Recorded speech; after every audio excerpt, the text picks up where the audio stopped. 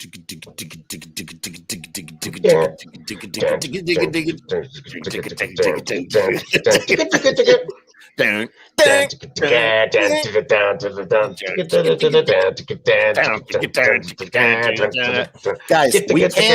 we can't use the real music. We're gonna get in a lot of trouble. Thank you.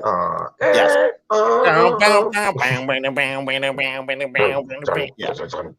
Yeah. A lot of ways to skin that cat. Yeah. Hi, welcome to another episode of the Jeff Show. It's been a while since we've done the Jeff Show. When I first started broadcasting about a year ago, what I used to do is I used to sit at my old workstation and I would watch two movies simultaneously at the same time on Facebook Live. So I might be the only person in the history of the world to watch Grease 2 and The Greasy Strangler at the same time. I might be the only person in the world. Yeah, I mean, I don't think anybody else has done that. I might be one of the only people in the world to watch From Dusk Till Dawn and Mad Max Beyond Thunderdome at the same time. That is certainly eclectic taste. That was weird, man. That was like making weird. That's like eating an Elvis. What's it called? The peanut butter, bacon, honey, banana sandwich. What is that called? The Elvis. What is that called? There's called the Elvis. The Elvis. Are you sure? Mm-hmm. No, because Elvis didn't call it an Elvis to his housekeeper or his cook. No, he sure did. Honey, let me get an Elvis, man. I don't know. I feel like it had a name. No, it's called the Elvis. I have my phone. I could look. And it's deep fried. Yeah, go ahead, look it up. So welcome. Right. Tonight, my name is Bert, and my co-host here is Ernie. Ernie, that's Joe. You know him as JV. We both love this movie. And I couldn't think of a better person to do a commentary on this movie, than someone like Joe. I've been on a kick lately for Return of the Living Dead. I just, I don't know. I did a video. You can find it on my channel, comparing the differences of the novelization to the movie. And that jump started me down a rabbit hole. I went to the, what's it called? The Complete History of the Return of the Living Dead, which is a phenomenal book, featuring a couple of quotes from JV's, from Joe's former bandmate, Jason Trioxin, who takes his name from this movie. So I did a whole series, 6 videos on just the Complete History of Return of the Living Dead, and then I interviewed the production designer of Return of the Living Dead, which is not dropped yet. I interviewed William Stout. So for those of you who know Return of the Living Dead, that is soon to come. I gotta do some editing on that one because we did it through Zoom, and there's a lot of latency issues, and that's what happens. You do 2 hours, and then you got to go. Oh, I got to edit this thing. I don't want to edit this thing. This is annoying, But William was great. It was an honor to meet the guy who first drew the Tarman. And and that brings us to this. I want to do some. Sorry, go ahead. Let me ask you: Do you have the drawing, like the initial drawing that he drew, like the first drawing of Tarman? It's in the book. It's in the Complete History of Return of the Living Dead. Yeah. Absolutely. Okay. Then I've seen it. I'm sure. Which one? I'm sure you've seen it. Is it describable? I mean, yeah, that's what I'm saying. It's just the head. I think I know what you're talking about. He's tilted to the side. Let me see if I could pull up a picture of it. I don't know if I can. He's like tilted to the side. I'm sure I do know it. I don't know. I found one great. I found a great picture last night. I hadn't seen of Tarman. I took a picture of my TV. It was Tarman playing poker. I don't know who drew it. It was pretty new. It was in one of the. He was gambling with some brains. No, that'd be awesome though. It's funny. I was actually going to do a shirt like that at one point, and saw this picture. I'm not the first person to think about it. Apparently, Joe's other band. He has a band called the Darrow Chemical Company, obviously named after this movie. And that's great. I like that. I love it. All right. He's like, he's phenomenal. I want to play poker with Tarman. If you lose, he's going to eat your brains. And Joe also, Joe has his own. The Darrow Chemical Company, they have their own Crimson Ghost, except it's the Tarman, and he's like the Tar dude. Tar dude. I said Come Tar on, dude. Man. I said it. you're gonna get sued, man. It's not gonna get sued. Don't worry. Tarman is some dude in a movie. Tar Dude is our mascot. Right. And it's a brilliant design done by our friend Liz Gruesome, who is amazingly talented. A genius. She's done. Truly. She did work for you. She designed my poster. She's phenomenal. Phenomenal artist, guys. Hire her. I refer to her as the most talented artist I know. I mean that very literally. She really is something else. She's probably the most talented. She's the most talented person I've ever met. Especially in black and white, bold. like pen and ink, black and white. She's a genius. Jeff, I've looked through her sketchbook before, like in the garage at her house one day, and from page to page, her female figure drawing is. I've never seen anything like it. She can draw an anime style woman, a real portrait, like a Disney style, like whatever she can draw in any, like, people got specialties or like they got a style. Of course. She looks like 100 different artists, man. She can do anything. Yeah. You mean she has what's it called? She has range. She has range. Yeah. Kind of like a singer or whatever.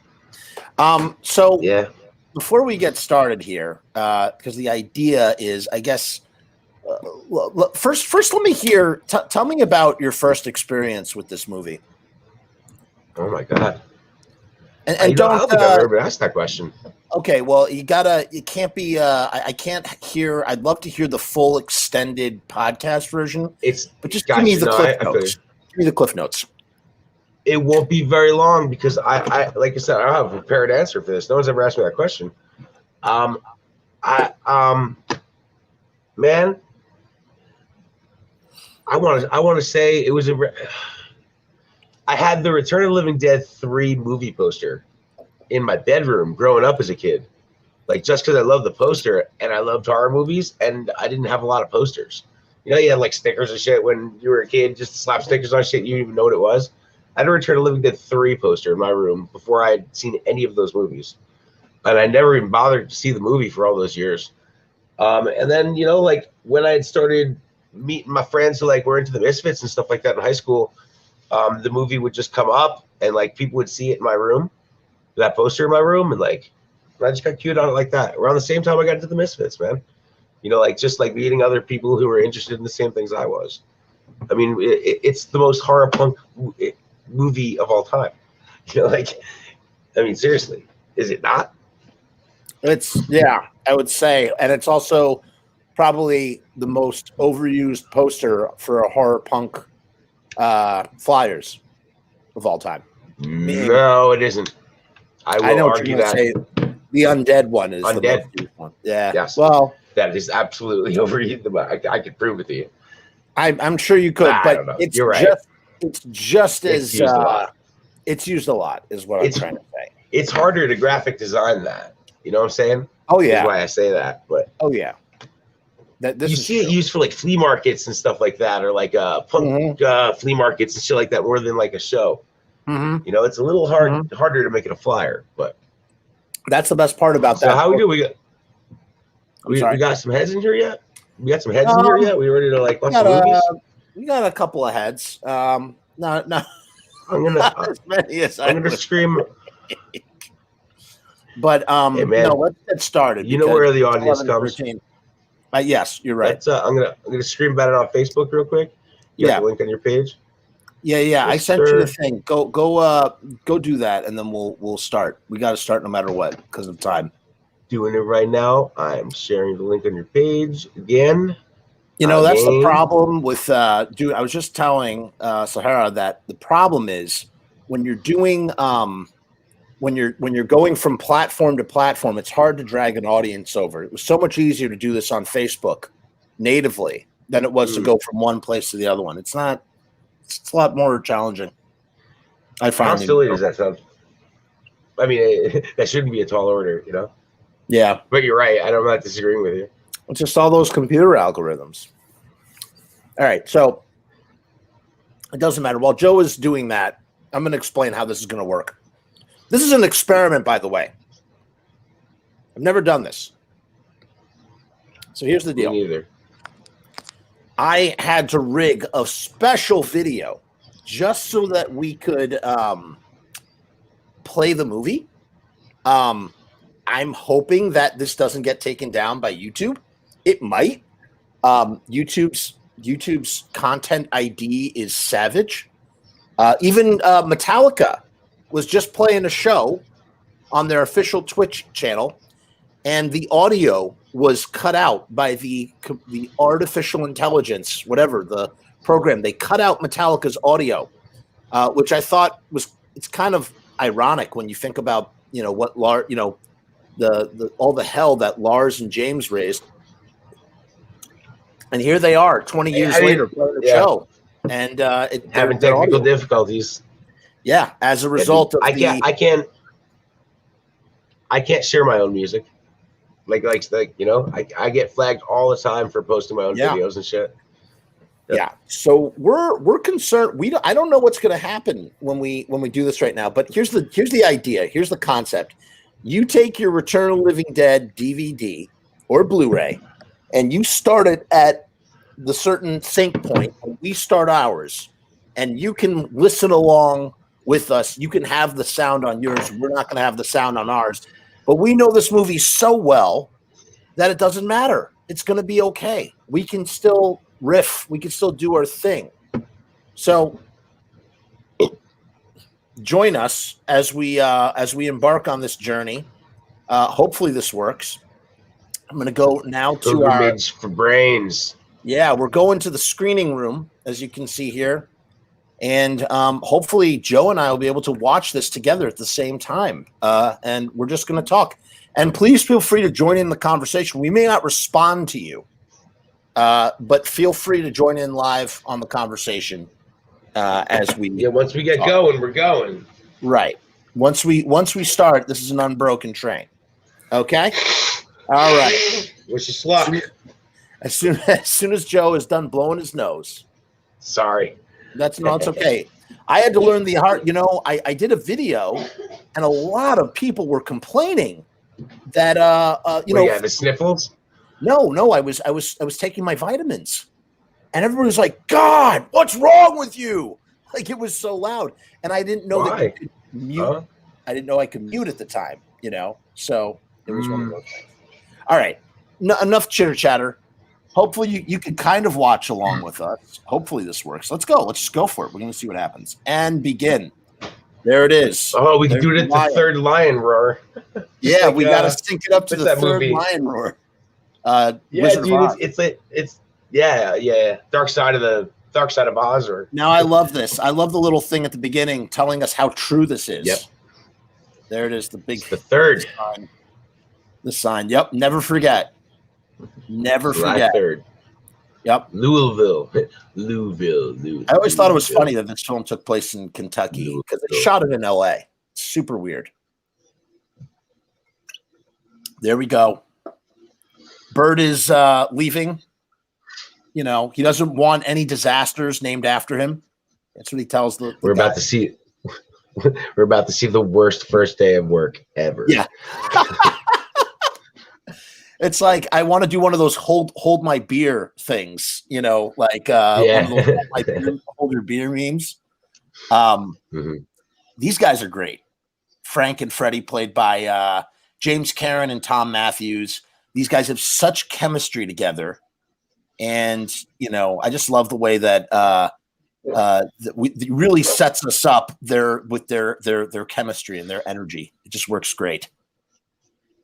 Really fantastic stuff. And they're talking about skeletons. PT, perfect teeth. Perfect teeth. That's right. What PT stands for? Perfect teeth.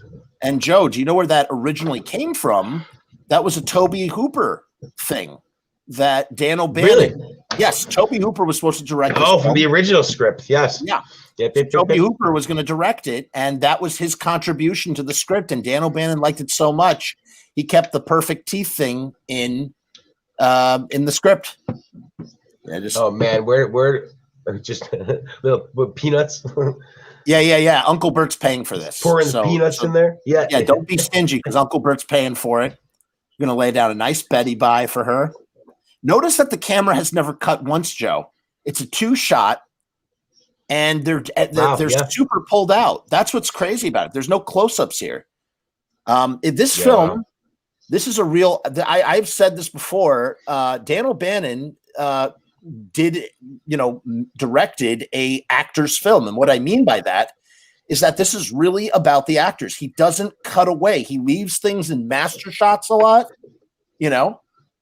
Like notice this is still an unbroken shot. Look, it's still going. It's a one take. They pan over. Split dog. As someone who's seen this movie a million times, I'm so excited. I'm already stoked watching this with you because I've never looked at it from like a filmaker's perspective like that. Yeah. Like I've never realized that before. Now look how close they are to the camera right now. Yeah. How they're shifting. Yeah, the split dogs, man, which were created by Tony Gardner. This was his first show, Tony Gardner. Now that finally cuts.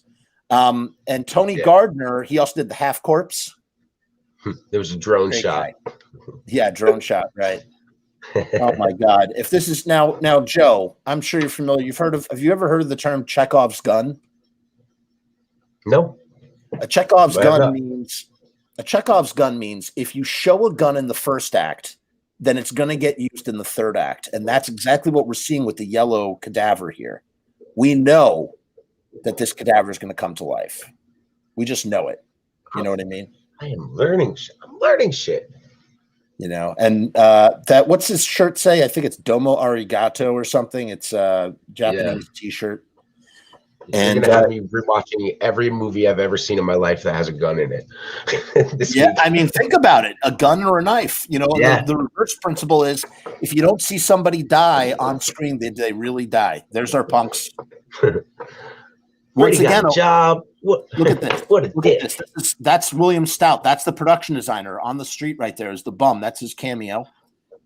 And if you notice, once again, where's the coverage here? There's no coverage. It's a big, wide master shot with all the ensemble actors because he's just letting him act. He doesn't need to punch in on anybody, and it's wonderful. You really feel the chemistry. They just, there we go. Look at that. For anybody who's just joining us, make sure you dog in the background. Yes, that's right. He's looking through. And if only Freddie had not asked this one question, right? If he had just kept his mouth shut. I love this so much. Weird things come, and I have seen weird things go. Yep. That's what he's saying right now. And the music is so great. You just feel the low end. There's just a lot of low end, and it makes you feel danger, Hey, Jeff. Hey, what's up? Have you ever seen that movie, Night of the Living Dead? Isn't that the one with the zombies taking over the world? No, now he's saying on my honor or whatever, because about the that it's based on a true story. See, here's the thing, Joe. Pittsburgh, PA. Right, VA. Here's the thing. VA. Here's the thing that people don't understand. You can't look at Return of the Living Dead is just as much of a valid sequel to Night of the Living Dead as Dawn of the Dead is. It's just super meta. If George Romero was here, you wouldn't say that. George Romero was living and breathing, you wouldn't say that. I got to tell you, though, I have mad respect for Dan O'Bannon that he would even attempt to do something. Yeah. Like follow. Yeah, he just followed in George's footsteps, but he did something completely different. He's totally. George was pretty upset about it. He was upset about it, but later in life, he, at first he was, but later in life, he warmed up to it. In the present, he was upset about it. He's telling the story right now. Look at his face here, man. Look at his face. He got a mug on him when he does this part. He makes that frowny face right now. His typical army fuck up. They got the orders crossed. The orders crossed. And they put those bodies here. Right there. Right there. That corpses. I love that, the corpses. Man. You know why this film I love this little scene with it where he's talking to his wife. That's the last time he ever speaks to his wife. Oh man, what do they have for dinner? Pot roast. Keep the pot roast warm. Yeah, okay. Yeah. He tells him, you want to go see him? So who's really at fault? Is it Freddie for saying, what's the weirdest thing you ever saw? Or is it Bert for saying, is it Frank for saying, you want to see him? It's this face right here, man. The corpses. I love that, man. I love that part. But answer my question. I'm sorry, what was it? Whose fault is it? Is it Frank for saying, do you want to see him? Or is it Freddie for saying, that's rough to say. It's rough to say. He's training him, the kid, and he's giving him showing him a good time. He's being very friendly to a new kid. Third step's a bitch. Third step's a bitch. God, this is the creepiest statement of all time. That is the skit. Do you know that was totally a set? William Stout told me that was a completely fabricated set. That is not a real. Yeah, they did all that. Crazy. So Have you ever wondered, Joe, who's in the other barrels? I've always wondered this. You have speculated that before. Yes. I wrote a story about that, actually. Yes, I wrote a story about this. Very interesting. Yes. There he is. I hope he did as well. All right. Quick, really, really quick. So the Tarman is designed. It was designed by William Stout, but it's executed by William Munns. He was the special effects art director on this film, and he was replaced halfway through by Kenny Baker because his effects were so poor. But the one thing that he did right was the Tarman. And what do you mean? What do you mean? Oh, yeah, you're right. Actually, yeah, with the. Look at that. It's amazing that for all the things he messed up. Oh man, what happened? Yeah, he nailed the Tarman. Perfect. Yeah. Did you see his original yellow guy? Terrible. It was laughable. Look at that he said he was William Stout was inspired by Ralph Steadman, who's famous for working with Hunter S. Thompson to create that font for Return of the Living Dead. Yes. Yeah, it's based on the Fear and Loathing Las Vegas. By the way, they were not expecting the glass to crack when they were shooting, when they turned the heat lamps on the wax on the Tarman's face. The glass cracked from the heat. It was not expected to do that. That was not supposed to happen. What a lucky shot, man. It was a happy accident. Yeah, man. Yeah. Now it's traveling. I love all these shots. Love it. Only the audience and the roof. They're coming up, man. The roof and the smoke is right. Well, that's halfway through the movie, Joe. But yes. Really? Oh, I'm sorry. Yeah, you're right. Duh. Look at that. Of course. Oh, only we get to find out how everything happened. We, the audience. Nobody ever. So is this scene like setting up the setting up the gun for the third act? Well, no, I mean technically, this is the third act. This is the third act. I mean, they're showing us the pipes that.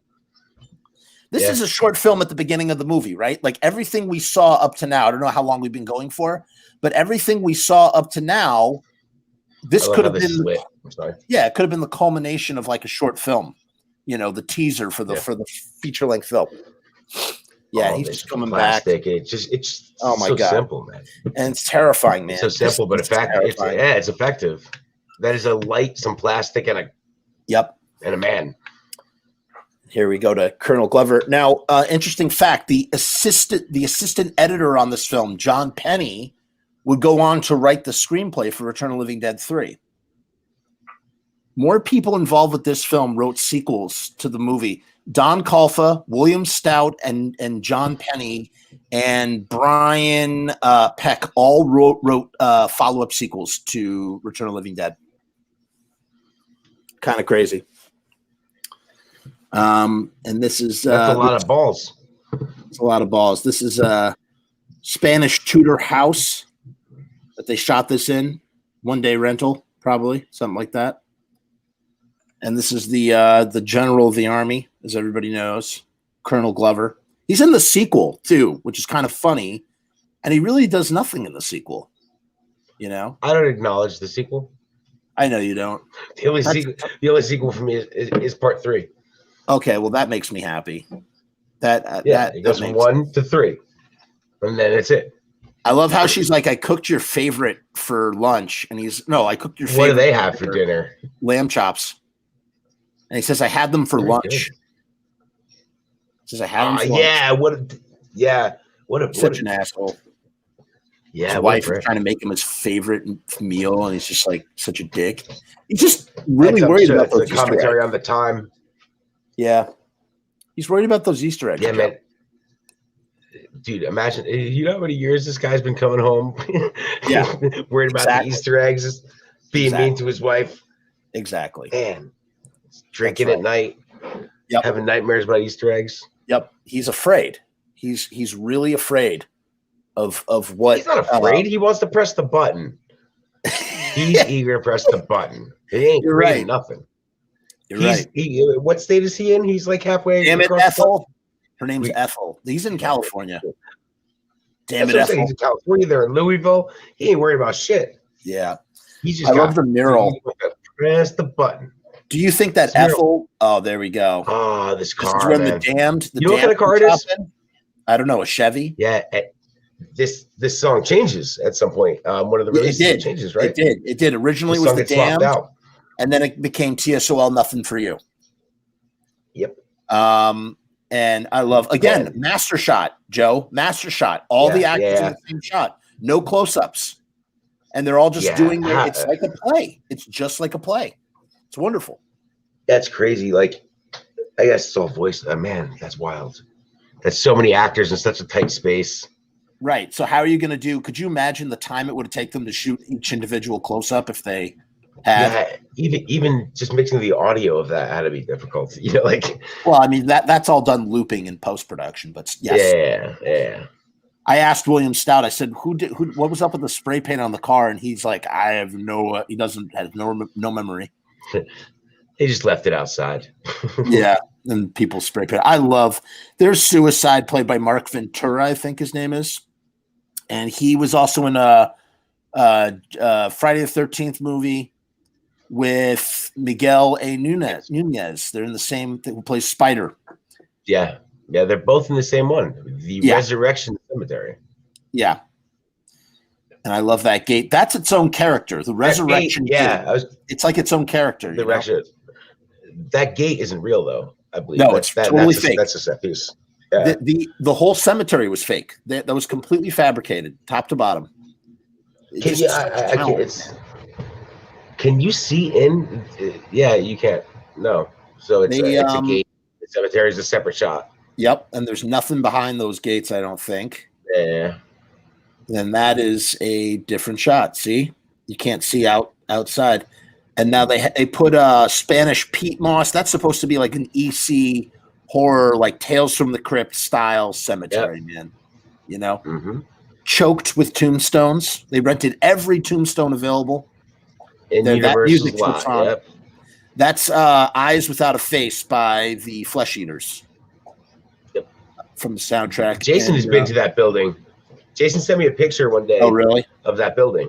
Yeah. That's awesome. Obviously, that sign isn't there, but yeah. It's one of the only places you can really visit. It's there's one not of the many only locations, you know? Because they shot in everything else is shot on interiors that were at the studio, you know? So now they're waking up. And I always wondered, Joe, question. Why doesn't the Tarman go for the brains? Does he know that they're dead already? They must be dead already, right? They haven't, like, I always wonder, when is the exact moment when they die? I don't know. They have to be dead. Look at that. It must have hit. It must have melted when it hit the air. You're right. Where is Tarman right now? You're absolutely right. He's hiding. I've never been that way. I think he's hiding. I think the Tarman is He's in the closet, man. Yeah, dude. He's a scared. I agree with you. He's acclimating himself. He's acclimating himself to the new. You know? Doesn't know, dude. He's been in there for years. He has no idea what time it is. Like, you know. He's got to check his phone. He's got to check his email. Yep, he's Ralphing right there. They're sick, man. They're definitely dead. Tarman just got out of the barrel. He's got to take his shit first. He's waking up, stressed, and it's all gooey. He doesn't know. He's got diarrhea. The problem is he has diarrhea. You know, you have to think he probably ate brains before he got in that barrel, right? I would imagine he ate some brains. I would hope so. I would think get locked in a barrel. I hope they gave him a good meal. So now they're just like, their situation is like dire. Here's what I love about the script, and this is what the brilliance of Dan O'Bannon's script. The same guy who wrote Alien wrote Return of the Living Dead. And everything okay? Oh, stream is unavailable. Yes. We just got kicked off. So that's what she said. Oh no! That's what she was yelling about. Boo! Holy crap, Joe! It didn't work. It didn't work. I'm quite surprised. Hold on, wait. It still says I'm live now. Hold on, let me take a look. Are we still recording? Yeah, we're still recording. Hold on, let me see. It's not. Yeah, it's not loading. Oh, Louis doing that dog. Yeah, I kind of want to watch the movie. Suspended for policy violations. Crap. All right. Well, dude, I mean, like I've used some YouTube in my day, man. And let me tell you. Well, okay. We learned that without the audio. They're getting good though. Lesson. We learned a lesson. Let's see what happens now. Let's see if it will let me do it now. Let's see if it's blocking. No. Oh my God. It looks like it's still going. Look at that.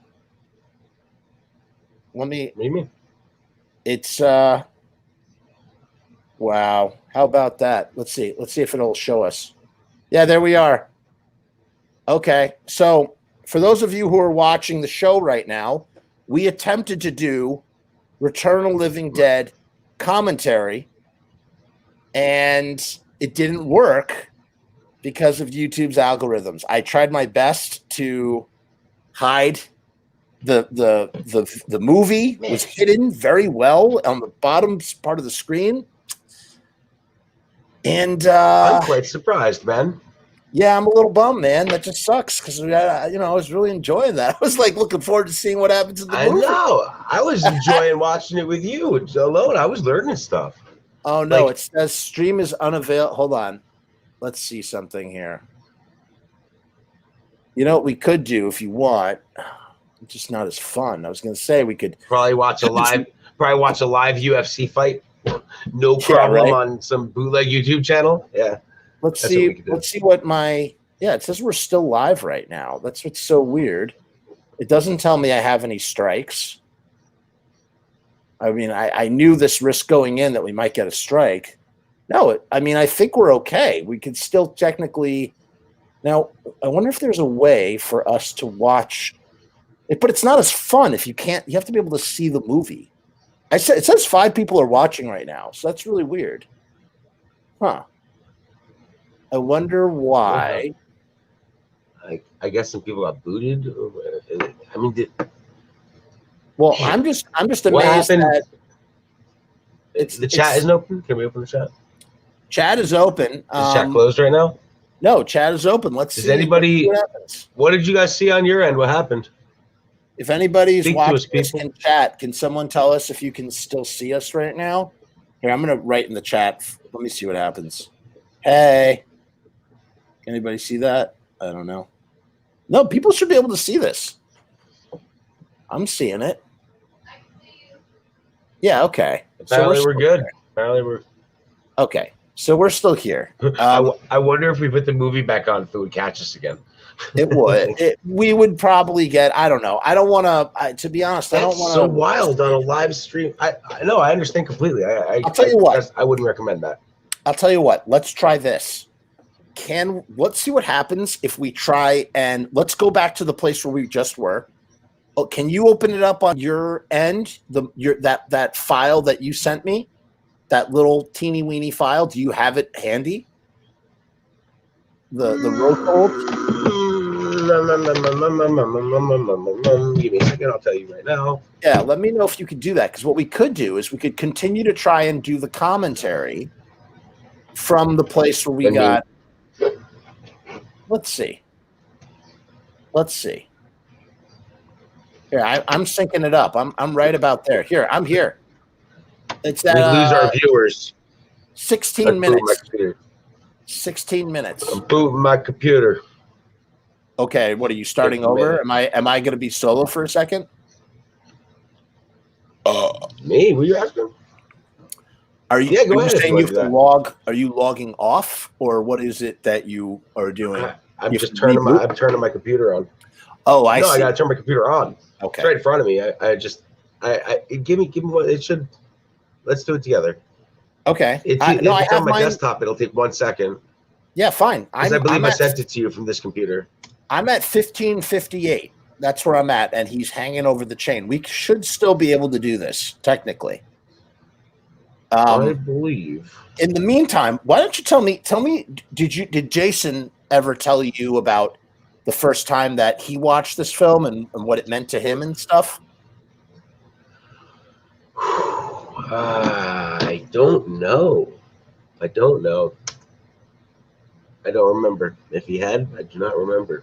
And I'm a little distracted trying to get this up for you right now. Right, too.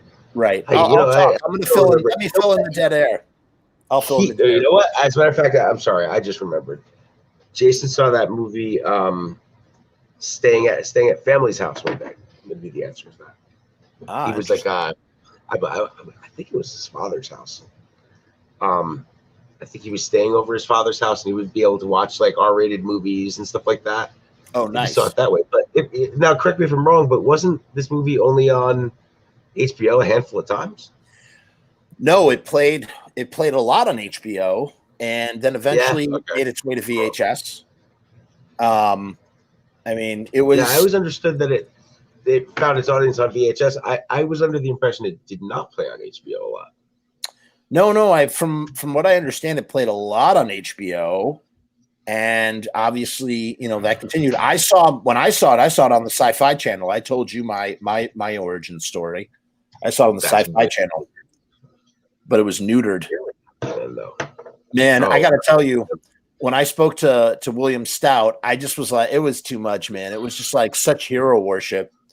I wish I played it cooler. I couldn't help myself. I was like, dude, you don't understand. When I was 10 years old, man, and I saw the Tarman, man, and like, dude, like what you did was so gnarly, man. Just like really trying to like, because it's like, you jerked them off. You call it jerk off. I call it blowing smoke up the ass. I was blowing smoke up the ass. You got to do that. When you blow smoke up against, sure, you got to butter people up. Sure, of course. Yeah. You what you do? You got to butter them. You make them more. Yeah, you make them more comfortable. They want to talk more. You flatter them a little bit. Yeah, and bolster the ego. It's a wonderful thing. It's a good thing to do. That's what I do. It's smart. And hey, you know what? You're not alone, man. That's like what you do. Right. And you want to know something? I'm getting this up right now. Getting it up? Okay. So bear with us. Okay. You can watch along with us, people. You got to sync your movie up to 16 minutes. I'm so sorry this got botched, everybody. We knew that this could be the problem. I just wanted you, honestly, I wanted Joe to have a good viewing experience. I wanted to have a good viewing experience. I wanted all of you to enjoy this viewing experience. You know what I mean? And the algorithm is smart, man. The content ID is smarter than I thought. Right? It's smarter than the average. Who wants to watch us watch a movie or listen to us watch a movie, and they can't watch it? Right. I mean, everyone's got the movie; they can watch it themselves. But right. I mean, that's typically how you do a commentary track. You just do the audio. But it's just not as fun. I like to do this live element. This is part of the show, is to do this live element. So it just doesn't work as well. I'm pretty surprised. I'm pretty surprised YouTube got us on that, man. Like, I don't even feel like we were doing something wrong at that rate. In the way that there's no audio. It's not like you can pirate the movie from this. Right. It was in the corner. It was in the corner. That's why I was like, maybe if I put baby in the corner, but nobody puts baby in the corner. That's what I've learned. That's what we learned here. You put baby in the corner. Like, why? He takes you down to Chinatown. Boy, we had fun the other night, huh? That was a fun John. We had good. That was almost 5.5 hours of fun. Yeah, I mean, technically, that's the longest live podcast I've ever done. But I feel bad that we. I hope Loki didn't feel slighted that we all crashed the show. It was. He was the guest. Yeah, that was off the cuff for anyone who saw it. I mean, poor Loki. He got his show commandeered. But to be fair, the concept was to do a call-in show. So the idea was that we were going to have people on the show anyway. And You know, I mean, listen, that's true. Loki did 4 It's hours I mean, right then and there. Just did 4 hours. It was nutso. Maybe I could I'm put not a even gonna. picture. Yeah, I know what you mean, what you're saying by that. Maybe What? you're saying, oh, that you could do even longer than Loki or whatever. It's always a contest with you guys. You guys No, are that's not what I was saying. What I was Oh. actually about to say was I'm not even going to try to conceal that I have a booger, bro, and I was like digging for it, and I'm not even. I got like a serious booger, man. I'm not even bashful about it. I'm not even trying to conceal that I'm digging for gold right now. That's okay. You do your thing. I Me and can't see Loki anything argue behind over these, everything. sunglasses. Yeah, Don't you talk guys. shit. You guys You do. try to instigate. You just want more podcasts out of us. No, never. You're instigating. No. I'm terrible instigator too. I'm not even good at it. A good instigator does it without being seen. You know, Yeah. A good instigator doesn't get caught. If someone clearly can see that you're instigating, then you've already failed. So that's not me. You know, who was a good instigator was Howard Stern. He made Joey and Marky Ramone fight. Oh my goodness gracious! Yeah, I've seen them, man. Yeah. They're great. He poured some of the gasoline all over the fire. I believe the kids would call that tea. He spilled tea. Right, he spilled the tea on the air. I did the tea. I did the tea once or twice on my show. It was a lot of fun. Yeah, you spilled the tea? Yeah, a little bit. You know, it's fun. It's fun. You did the tea show. That's right. I saw your tea show. I did 2 tea shows, and they were a lot of fun. I did them once. That was it. You know, I didn't have to do like 1,000 tea shows on one thing. You know, you did two of them once. Yeah, I did 2 of them once on 2 different subjects. You know, gotcha. One was my business and one wasn't my business, and you know. Oh, is that how they do it? You have like parts to your tea show? No, but you know, I think if you know what's funny is you could do a tea show where you might have some insight on it, and therefore you might have more authority to be spilling the tea, and then you can do a show where you really have no business even talking because it's none of your goddamn business. And I did one of each.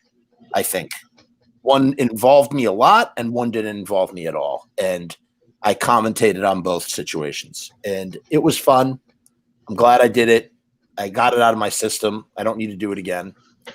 But yeah, I was envious of you when you did that actually. Oh yeah. Why is that? I'm really not kidding. Cause because it took balls. Well, I don't mean like I'm not really speaking to what you were talking about so much, but like I was happy for you, I was proud of you, and I was jealous of you. Like not for what you were talking about, but my catharsis. Right. You want catharsis, and you know, listen, and I understand. I don't know if it's a Jersey thing or if it's a musician thing or whatever, but there's like the code of like, you know, I'm just gotta keep to my code, even if it, you know, steps on my toes. Yep. And you know what? I've seen that go both ways. Yeah, but the difference between the two of us is, you know, I'm not in that same world that you are in, and I don't interact with any of those people anymore, and I just don't have to. It just doesn't. I'm not affected in the same way that you would be affected. So that's why it was effortless for me. And I get hate. There's a lot of hate in the comments from like, you know, certain types of people on those episodes. Some of them on those specific episodes. Not as much on the second one as the first one. The first one, a lot of hate.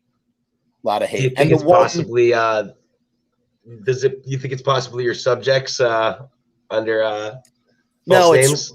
Your subjects are known for that, you know. I know, but no, it's not. I think it's just random fanboys who are just like super, just idiots. These guys are idiots. They really are. They have like Neanderthal brains, and it's not even. I'll tell you, I watched that. That was one of your earliest shows, correct? It wasn't my earliest shows, but it was at the beginning. One of them was your earliest. Yeah. Well, here's what happened. The first thing I put up was just a clip from their show. The second thing was my own show in response to seeing the logo of my favorite band done up like the KKK, which really upset me. And then the third show, the third show was in response to some trash talk that I saw on YouTube that someone pointed out to me. And so I felt that I had to respond. Where you tore up the horror punk, you tore up some horror punks. And it was just, I enjoyed that episode. And you want to know something? It was just at the time when another guy who's a lead singer for somebody else's band revealed some secrets that I knew about the same person. And therefore I was like, okay, now that the cat's out of the bag, I will say that I've heard these things too, without confirming it, because I can't. That was current events when you said that. That was when you did that. It was current events. Right. It was completely within the. It was the perfect time to do that kind of thing, and I was happy to do it. I think that was. I think that was a little bit of a PR thing too. Well, oh yeah, for me it was a PR thing because again, I've had my name. The person who dropped it. No, not you. I'm talking about the person who initially spilled the tea. Oh yeah, well they had to protect them because they were trying to protect themselves too, for sure. No, they also had a record. No, they had a record coming out the same week that happened, buddy.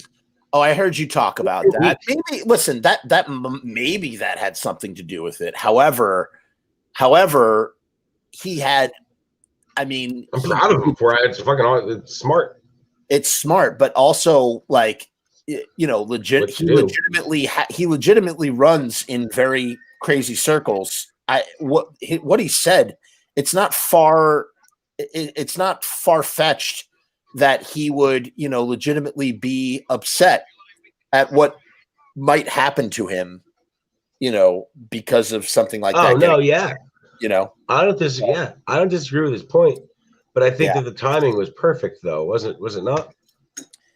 It was. I don't know if it helped him sell any records, but listen, if it did, more power to him. Again, that's what I'm saying. I mean, that guy screwed him over real bad, and not just in that situation, but when he was on tour with his other band, they were screwed over by this guy greatly, and they were in mid tour, and here they are getting leveraged by this guy. I don't know why I'm talking. Let me tell you something. I know. It's like I already did the episode. If anyone wants to go back and watch the episode, yeah, right. That's true. Yeah, yeah. Why? Go back and watch the episode and know exactly. I know exactly what you're talking about. The whole time. Know exactly what I'm talking about. I know exactly what you're talking about, and we're talking. We haven't said any names, and we freely talk. I like that. That's kind of funny. Yep. So I mean, I have. Yeah, what are you gonna say? I said I have the movie up. It's just downloaded. I'm just getting it going. Okay, let's see if we can do it. If not, we'll just have to try. Yeah, where were you at? Another way. So right now I'm at 1558. Okay, let me just make some adjustments here. Go ahead. Go and it's playing. I hear noise. Yeah, I know. I gotta kill it. I know. You know what? Let me kill that right away, so nothing else happens. Man,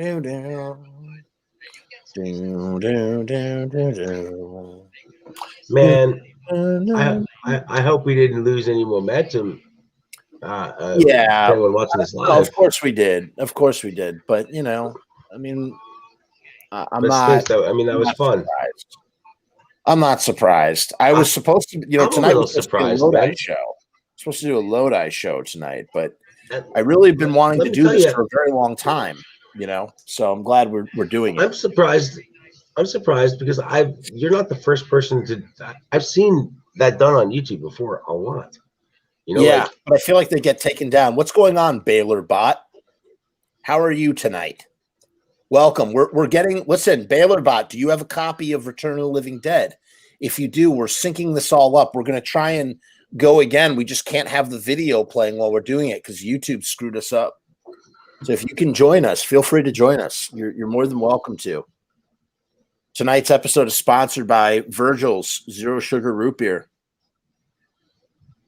When you've got nothing left in your life to vice on, drink Virgil's.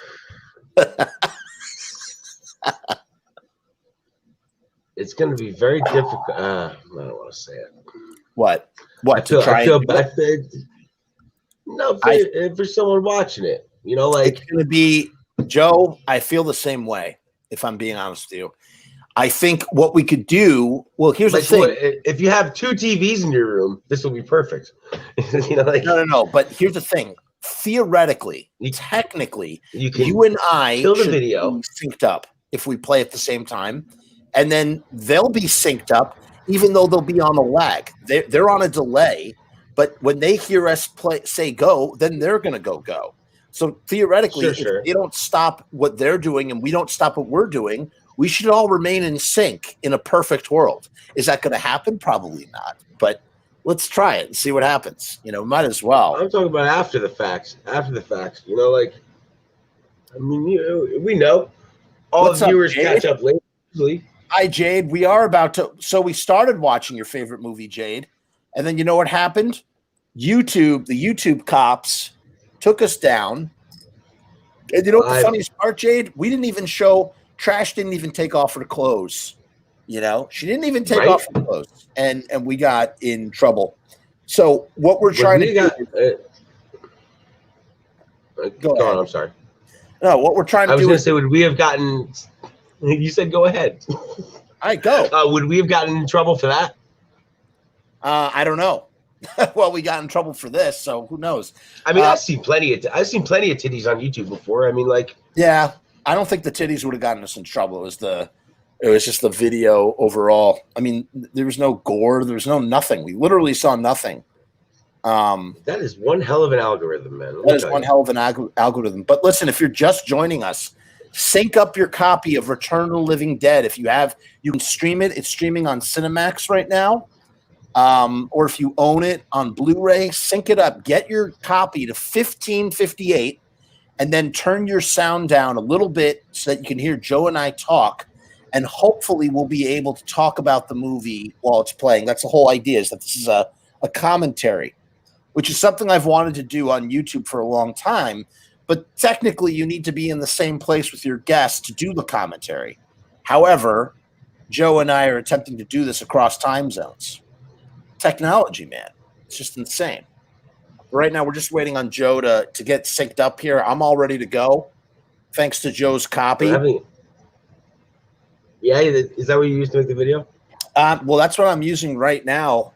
I mean, I have it on Blu-ray twice and DVD once, but I just figured this is the fastest, easiest thing, to do.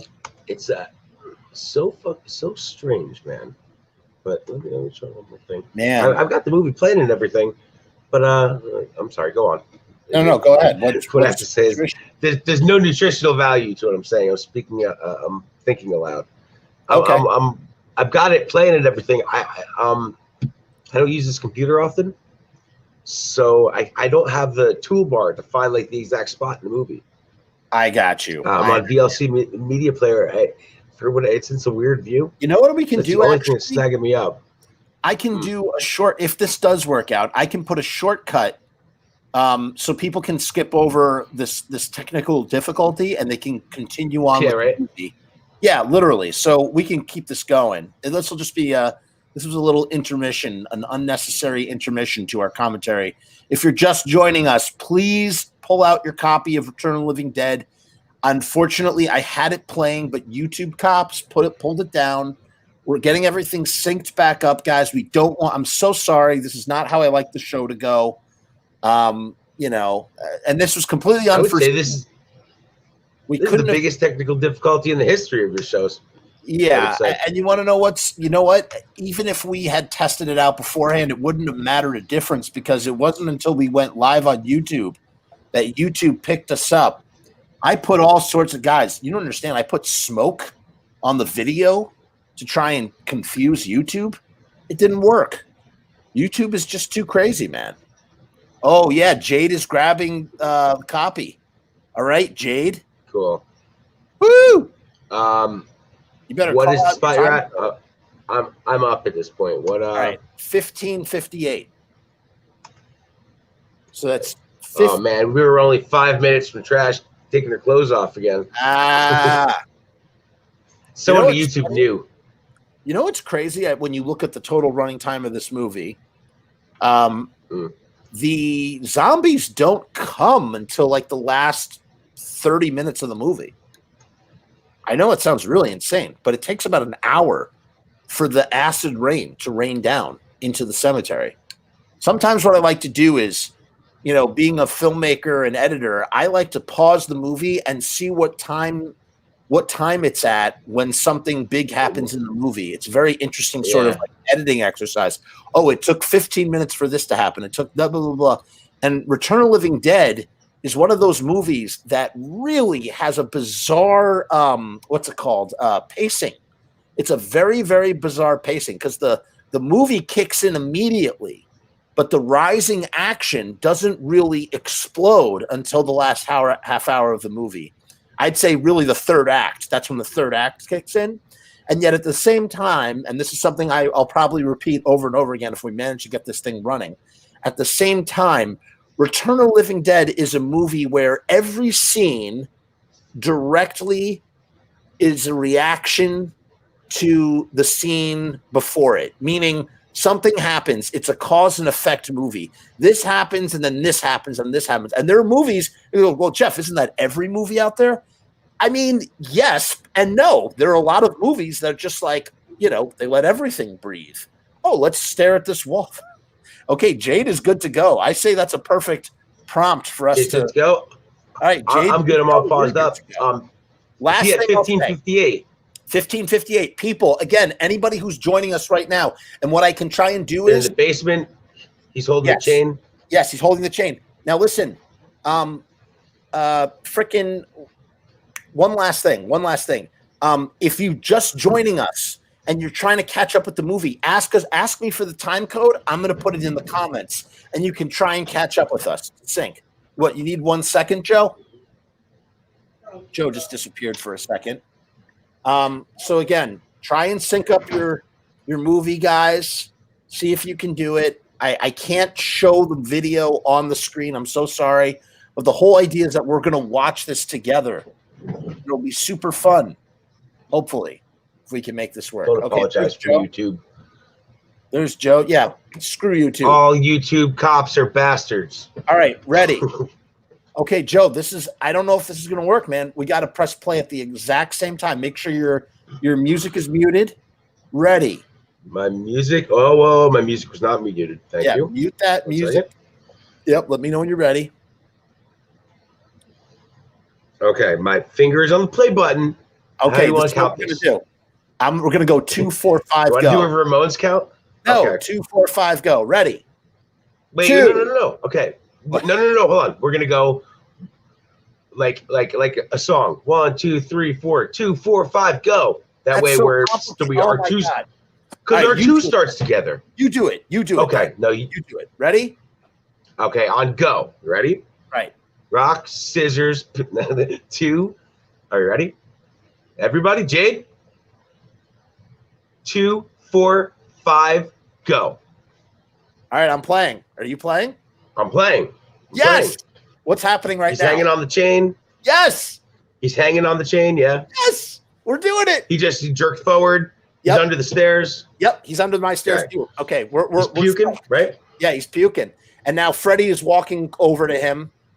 And man, what a great shot. Look at the shadows. He's climbing the steps, right, Joe? And now they're back out. Yep. They're back upstairs. Out on the thing. Thank you, Baylor Bot. Baylor Bot, thank you for the contribution. 2, 4, 5, go. Wonderful. Look at that. You got a tip on the damn show with tip on the show from Baylor Bot. Shout out to Baylor Bot. Technical difficulty show. Yeah, man. Now Frankie's pulling out the air spray. You ever notice how there's the sweat? Yeah, the sweat that they've put around his shirt to really show how sick he is. I think that's so awesome, man. And they're just like he's hawking, coughing. Now, what's the sign? Where's the slave driver? Oh no, that's in the back. That's in the office. It's in the office. Yeah, we Joe went to shout out to Sahara, the production designer, and set deck and art director who made a really cool thing. Oh, split dogs, everybody. Split dogs. Oh my goodness, I want a split dog. Me too, man. I want to look at that. Look at the slime there. Whoa! They did such a good job on it too. Wow. Is that that's the second guy, right? Oh, that poor dog. And you hear the dog go, "Ow, ow." Hold on, I got to shout out. Yeah. We got a super That's sticker animal here. abuse. Dagger Love. I salute you. I salute you, Dagger Love. Thank you so much for the support. Much appreciated. Thank you. And thank you, Sahara. Thank you, Sahara. These poor men. Yeah, look at them. They're freaking out. They're freaking out. Now, because here's the thing. And now you see the butterflies there. You see those butterflies, Joe? You know how they You know how they did that, right? Yeah. Yes. Just a fan. They put a fan, dude. Yep. They just put a So fan. awesome. Right. Close the door. Look at the sun. Look at the sign behind him, in between them. Bert is a slave driver and a cheap bastard. Something like that. Oh, and a cheap son of a slave driver and a cheap bastard, and he's going blind. And he's going bald. No, he's a cheap son of a bitch. Who is going bald? He's a cheap son of a bitch who is going bald. Yeah. Unbelievable. The very bottom. So look, once again, so here's what I really want to say to you, Joe. Notice how you see the energy, you see the chemistry between these guys. But what's amazing, they're doing it in a 2-shot. But what makes the comedy work is how serious they're taking everything. They're taking everything super duper serious. Now he's getting ready. He's trying to calm down. He's putting himself together, taking a breath, picks up the phone. You're right. It is fantastic acting in the way that there's no like punchlines here. Like there's probably not a punchline in the movie. Right. And there's you ever fantasize? Oh my God. She's just sweating. She's in heat, man. Look at the mushrooms. Look at the mushrooms. See those mushrooms? Out of focus mushrooms. Oh wow, yeah, right in the front of the shot. Yeah. I asked what's his face about. I asked William Stout about those mushrooms. That blew my mind. Good eye. Yeah, man. I always wondered about those mushrooms. And that fallen angel was made specifically for the movie. That was not rented. The statue? Yeah. All right, here we go. It's happening. Trash is taking off her clothes again. Oh, Trash is taking off her clothes again. In darkness, you will find her. She dances among the dead. Wow. I mean, this sequence is so great. My Lord. Now, in the script, Spider and Trash make it on the tombstone. They do it really? Right on the tombstone. Yeah. There you go. There's Chuck. Do the nasty? They do the nasty. Right up there? My Lord. Look at all the Spanish moss hanging down from the trees. Now, when they were doing sorry, go ahead. I said they do the dead. Yeah, they do the dead. Yeah. Sahara asks, "Is this where here. she comes in?" Yeah. Yep. Look at that. Their hands. That's after the show. Yes. Their hands. That's the after-hours show. Oh my Lord! Dude, I love his reaction. Yeah. Miguel. Yeah, that is one of the best sequences of the movie, dude. And look at Clue, man. I call him the Clue because he is the Clue. The Clue. He's the best, man. He's the best. And they're just like, look at them. And again, there's no close-up. It's just a 3-shot. He is so economical with his shooting. He's like, let the actors act in the scene. I don't need to punch in on anybody in particular. You know what I mean? It just works. All the boxes in the background. Yeah. Jade says, I don't think anyone can get any nakeder than Trash. Trash is the ultimate version of naked. Couldn't agree more. So stick around for the after show, buddy. Yeah.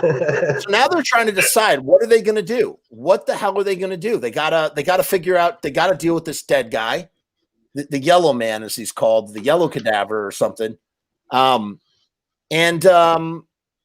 They're just freaking out. Totally bugged. Is that his official name? The Yellow Cadaver? Is that his official name? Yeah. Yes. I think it is. I really do think it is. Yeah. And that's when, and you know what's funny is that, Bert gets thrown into this situation, and here he is. He's like, okay, well, we have to get rid of this body. Here's a pickaxe. You take care of it. It's your mess. You know what I mean? Yeah. Kind of bugging, kind of blowing my mind right now. And he's a director. Bert is a director. When these guys can't act, Bert is going to make everything okay. So he's letting them know what to do. Frank, he can't. He's like, I don't know what. He's like, I can't do this stuff. Look at the sweat. That July 4th of July weekend sweat on Freddie's body as he's slowly dying. 32, 4. Yeah. Oh man, I forgot it. I used to know this. Wow. It's 32. Was that your locker combo in high school? No, Jason used to quiz me on it. Oh, and there he is, man. There he is. And as we said, you know before, what? Yeah. No. You do get nakeder than trash in this movie. right there, buddy. That's pretty naked. That is as naked as this movie gets, actually. Now, the original design for the yellow cadaver was crap. We talked about this before our technical difficulties. The William Munn's design was terrible. He did it with a brown paper bag, painted yellow. Pickaxe right to the dome. Now, that was terrifying. The way the legs flail and kick in the air always terrified me because it just was like the problem is supposed to be solved right now, and the problem is not solved. It's still an issue. It's about to get solved-ish. But do you see how every action is a direct reaction? The pickaxe doesn't work, so now we need to use a bone saw. So it's like it's like a spiral that keeps spiraling up higher and higher. There you go. Look at that sawing. Oh my Lord, dude! Boom. And that's another thing.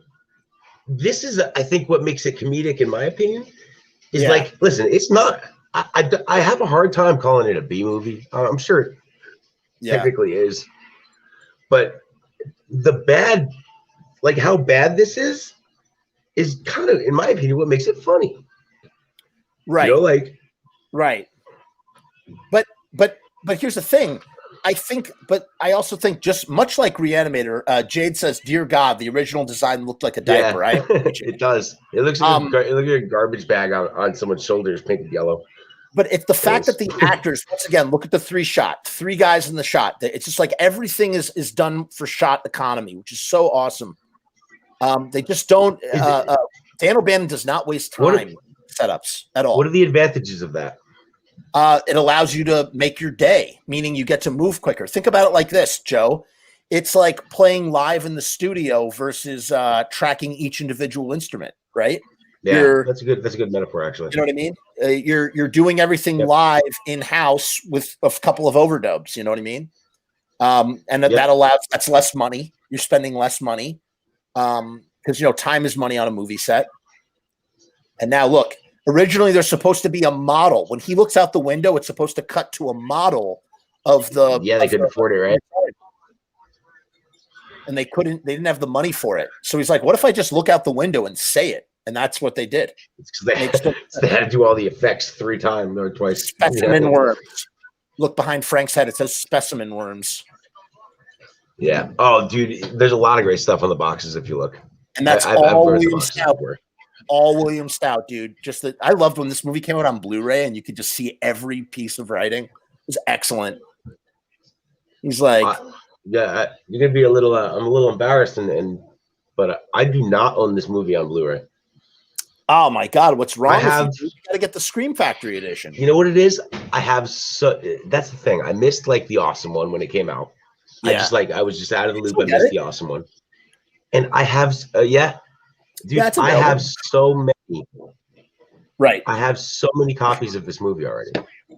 Like it's absurd. I have different versions because the cover is different. Look at that. He's not even. I have it on VHS 2-3 times. He's so punk rock. Suicide is so punk rock that he's not even interested in naked trash. He's just like, that's how punk he is. I hate him. Look how he disrespects her. I don't know, man. I appreciate his puritanism. He's just so sniper shirt.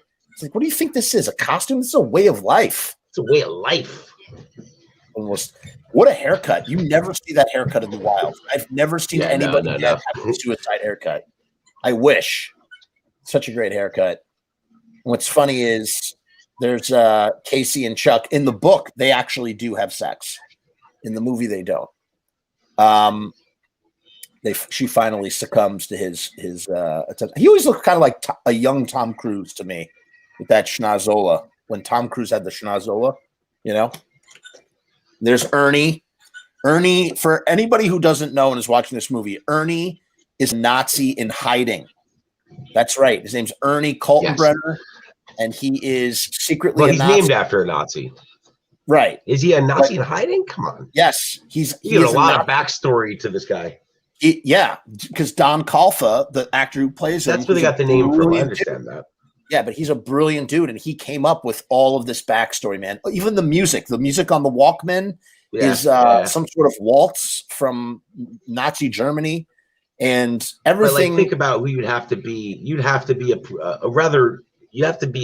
either a very history buff or a really racist dude to catch that name of a famous Nazi. You know, like come on, Don Calfa's a genius. How many people you think caught that? I don't know. I mean, just the fact that he even runs a crematorium.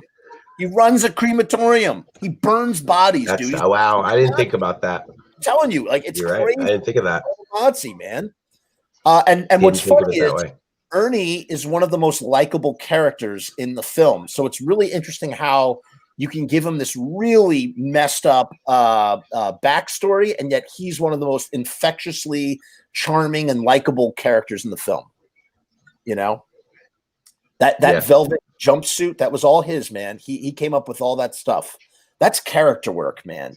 When you come in there as a character, you know, the writer writes stuff on the written page, Joe, but then the actor has to flesh out the character's life.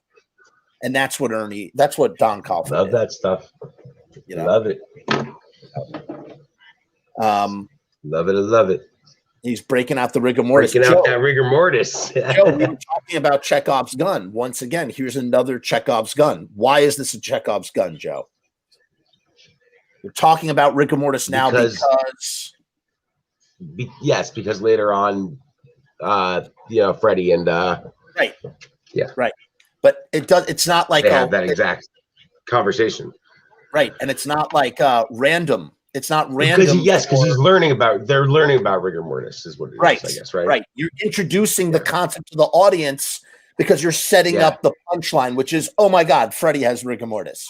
He is dead. A Chekhov's gun. Chekhov's gun. Look at all the stuff in the background, all the embalmer stuff. That is one of my new things today. What, Chekhov's gun? I've learned. Yeah, you learned something. We learned things here, you know. And I also never noticed the way it the camera work, like you said. I've never thought of it that way. It's brilliant, dude. Again, 3-shot right here. Yeah. I mean, again, look, he tripped. That was probably on purpose. I mean, by accident. Kept it in the take. Or used that take. Now, okay, do you know what's inside those baggies? For anybody who's watching with us and doesn't know. By the way, if you're just joining us just now, we're at 30 minutes and 24 seconds. If you want to jump on, get rabid weasels. Yeah. Do you know what the rabid weasels were? Do you know what the rabid weasels were? What do you mean? They were wind-up monkeys. I know what they were. With the symbols. Oh, really? They removed the symbols. That's what they used to make the bags move. Okay. Come on, though. I'm serious. They're the little wind-up monkeys. That's how they made the bags move. I own one of those, actually. There you go. Like the monkey shines, like the George Romero's monkey shines that's on the cover, you know. So now they're discussing, and he's trying to convince them to use the crematorium. He wants to use Ernie's oven. He doesn't want them to see what's in the baggies. He's saying that they're rabid weasels, and this is where we see the Luger, which is a Nazi gun. Another, more proof that Ernie is a Nazi. Because they never actually reveal that he's a Nazi. They never say it. It's just implied through various, character things. I thought he was named after a Nazi. I thought that was like a backstory. But yeah, I never noticed hiding, dude. The gun, Look at the gun. He has a Luger, and on the wall in the background behind him, that's a picture of Eva Braun, Hitler's wife. So Hitler had a wife. Yeah, he got married right before. I guess why not? Of course, yeah. In the attic, I've never found it, but supposedly in the attic scene at the very end is a jar full of teeth, which was also Don Calfa's idea because he wanted to, because Nazis, they would remove gold teeth from dead bodies of Jews to keep the gold. And so that would be another Nazi nod there. Boom, there you go. Look at that. The hand reaches out. I love it. What a gag. Dude, I love how it tears his like yeah. Dude, The you lore, couldn't tear those pants, let alone a loose arm. You're like, yeah. We could shoot that all day. You couldn't tear those pants like that. Yeah, for sure. And that sound effect too. But I like, mean, why does he have a gun? That's what I'm saying, man. It's so weird that he has a gun. Because he's alone at night in a goddamn man. You would have a gun if you worked in a. It's not crematorium. I'm sorry. What? Morgue. No. Morgue. Funeral home. Funeral home. Funeral home. Yes. All right. The song all playing in right one, now, huh? Jet Blackberries, "Love Under Will," one of my favorite tracks on the soundtrack. Great sound. Great song. Love Under Will. And they're talking. Casey and Chuck. They have probably the most underdeveloped story out of everybody. And I don't really care about their story. I don't think any of us do. Hey, fuck you guys. Did you notice? I never noticed multiple bandanas tied to his legs. And their Spider has one too. Spider? No, I didn't notice that. Okay, so the costume that Spider is wearing in this show now. Yeah. The Spider's costume was worn by Beverly Randolph when she auditioned. Rudolph. That's right. That is her clothes. She's wearing his clothes. Yeah. No, he's wearing her clothes. No. He's wearing her clothes, yeah. He's wearing her clothes. She's wearing his clothes. No. She's wearing his clothes. Way around. Look at that. All right, this is terrifying to me. Look at this crane shot coming up right now. What's on the wall there? No one what? I don't know. Graffiti? She's wearing telephone cables in her hair and around her neck. Those are like the bungee cords for telephones. Look at that. That is terrifying. I think that's a crane shot. That is a crane shot.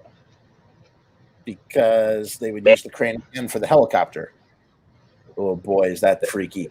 See, this to me is terrifying. Now, for anybody who doesn't know what happens in the book, the Tarman speaks to her. And you know what the Tarman says? The scariest thing that the Tarman could say. The Tarman says, "Help me. Help me." No, dude, I'm going to have nightmares. Don't tell me that. Yeah, I'm not even joking. I got a Tarman right now. No. So thank God we can't. So now they're negotiating. Audio. Yeah. They're negotiating right now. What are they going to do? What are they going to? How are they going to, burn? Use the crematorium? Are you calling Suicide Spider? Yeah, both the names Spider and Suicide are different in the book. Spider's name in the book is Meat. Actually, Suicide is the same name. Spider is known as Meat in the book. He had a different name. And look, what does Freddy have in his hand right now? He has like a tongs, it looks like. He's sitting on a copier or some sort of like hot dog tongs. Yeah, they're like they're forceps. There you go. There's the crematorium. It was really, really great. This is also a set. And it couldn't be creepier. Okay, so here's what's crazy though, and this is a testament to why Dan O'Bannon is a brilliant friggin' director. Ready? It was James Karen, who plays Frank, says, "What if my character, instead of doing what he was originally supposed to do, what if he puts himself in the oven?" Once again, Chekhov's gun. We're setting up the crematorium for this end thing where he says anybody could operate that. Anybody could operate that thing. Oh yeah. At the very end, what does he do? He puts himself in the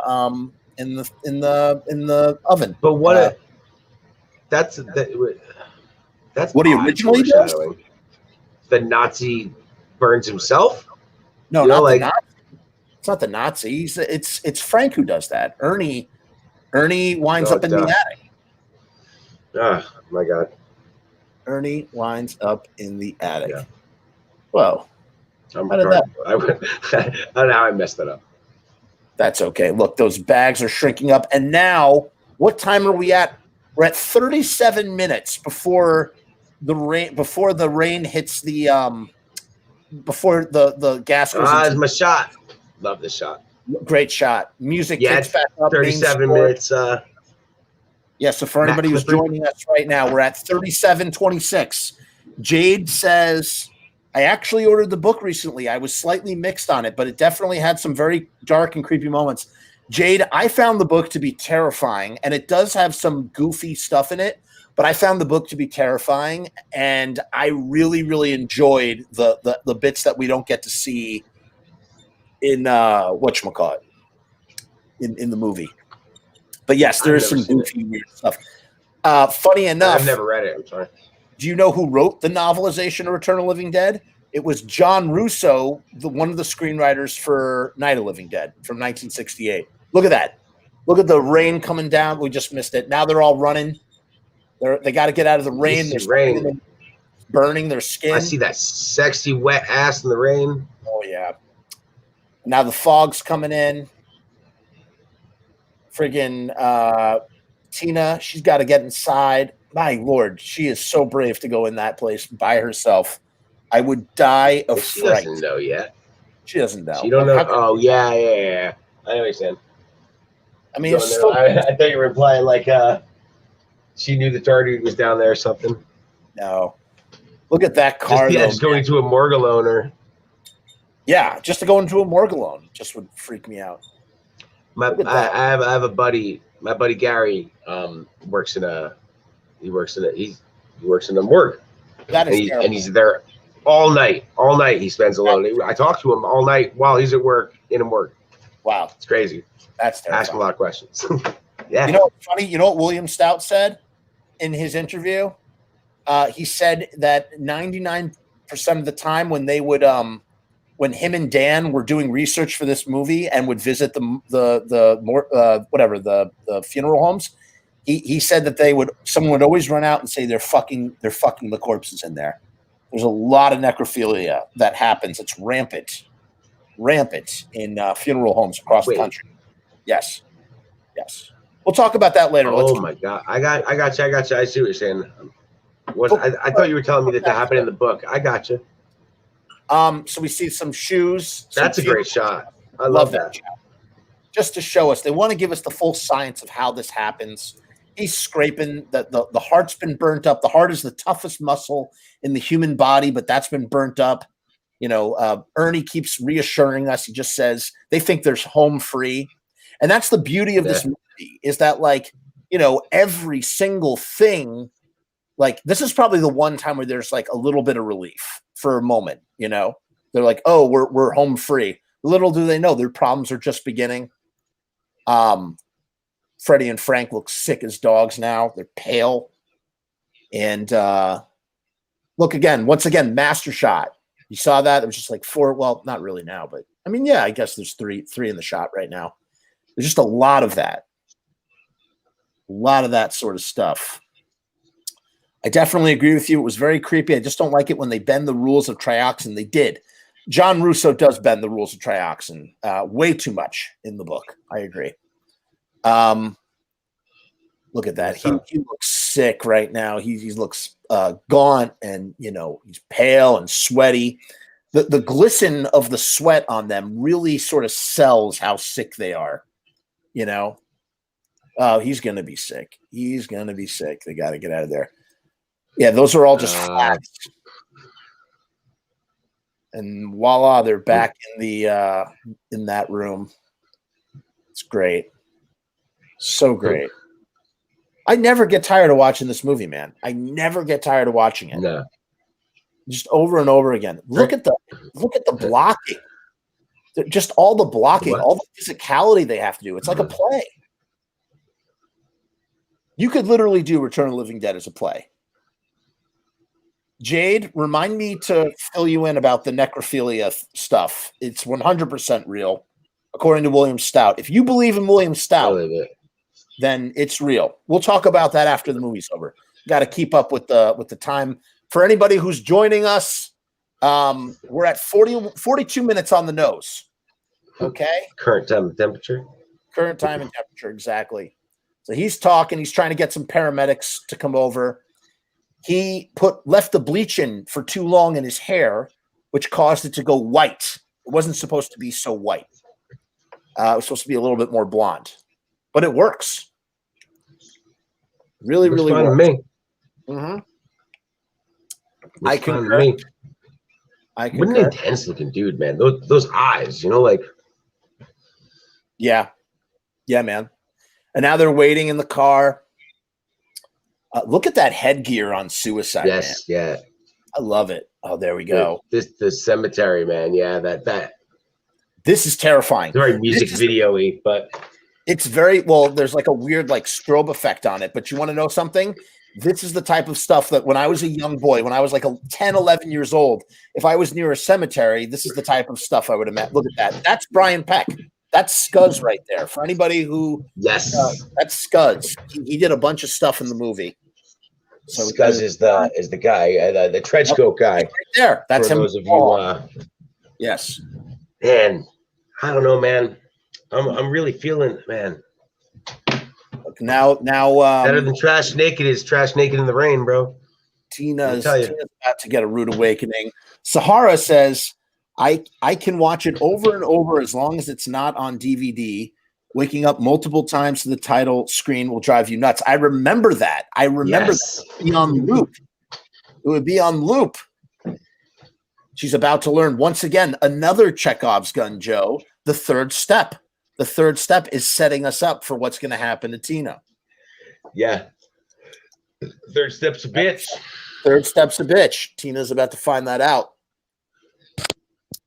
Oh, fudge indeed. I believe she says oh, fudge because she doesn't curse in real life. And so she specifically asked to say oh, fudge instead of oh, fuck or something like that. Is that so? Or I is it? I don't know. I think that was just a, oh, no. Well, it works. Look at that print on the thing. Again, we don't. No. Where's the actual Tarman? Ready? We're going to see him. We're going to see him sort of slink out of the shadows. And she acknowledges that there's a smell. Look, there he comes out of the shadows, man. We get that's a Jaws Psycho Vertigo shot where you rack focus and dolly out at the same time, dolly in. You dolly in as you rack focus out. She tried to run away from the Tarman, didn't work. He's coming for her. Played by the brilliant Alan Trotman, who just brings the Tarman to life. He is the dude, man. He is the dude. Jake Bailey says Linnea was hot as fuck in this movie, but yet not Linnea. Linnea, sorry. Linnea, but yet not as great in porn. Did she do porn? Hell yeah. Jake, did you ever watch what I sent you? No. Did you ever watch the video I sent you with this? Linnea at Quigley's horror workout? No, I have to check that out. It's Wait, ridiculous. You gotta watch it. She wasn't an actual porn, was she? Sure she was. Yeah. I mean, I couldn't tell you a title of it. Hold on, real quick. That's right. Okay, continuity error coming up. You're gonna see the Tarman briefly covered in blood, and then it goes back to the Tarman's white skull. This was some sort of editing snafu. Ready? At some point, it's gonna happen.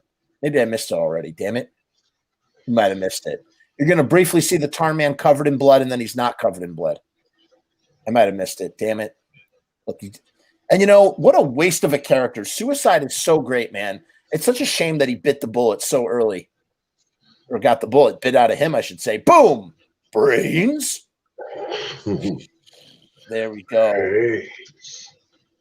Man, see, if that was done today, though, we would have seen so much more. Look, now there's blood all over him. Look at his more brains. Look at his hip bones. They're like sticking out. So gross. Yeah. So gross. So skinny. Jake Bailey says yes. The way he walks like that. Out video. Yeah. It's amazing. Yeah, she's seen it. Now brilliant editing of this film. The way that it dances between all the different things that are happening.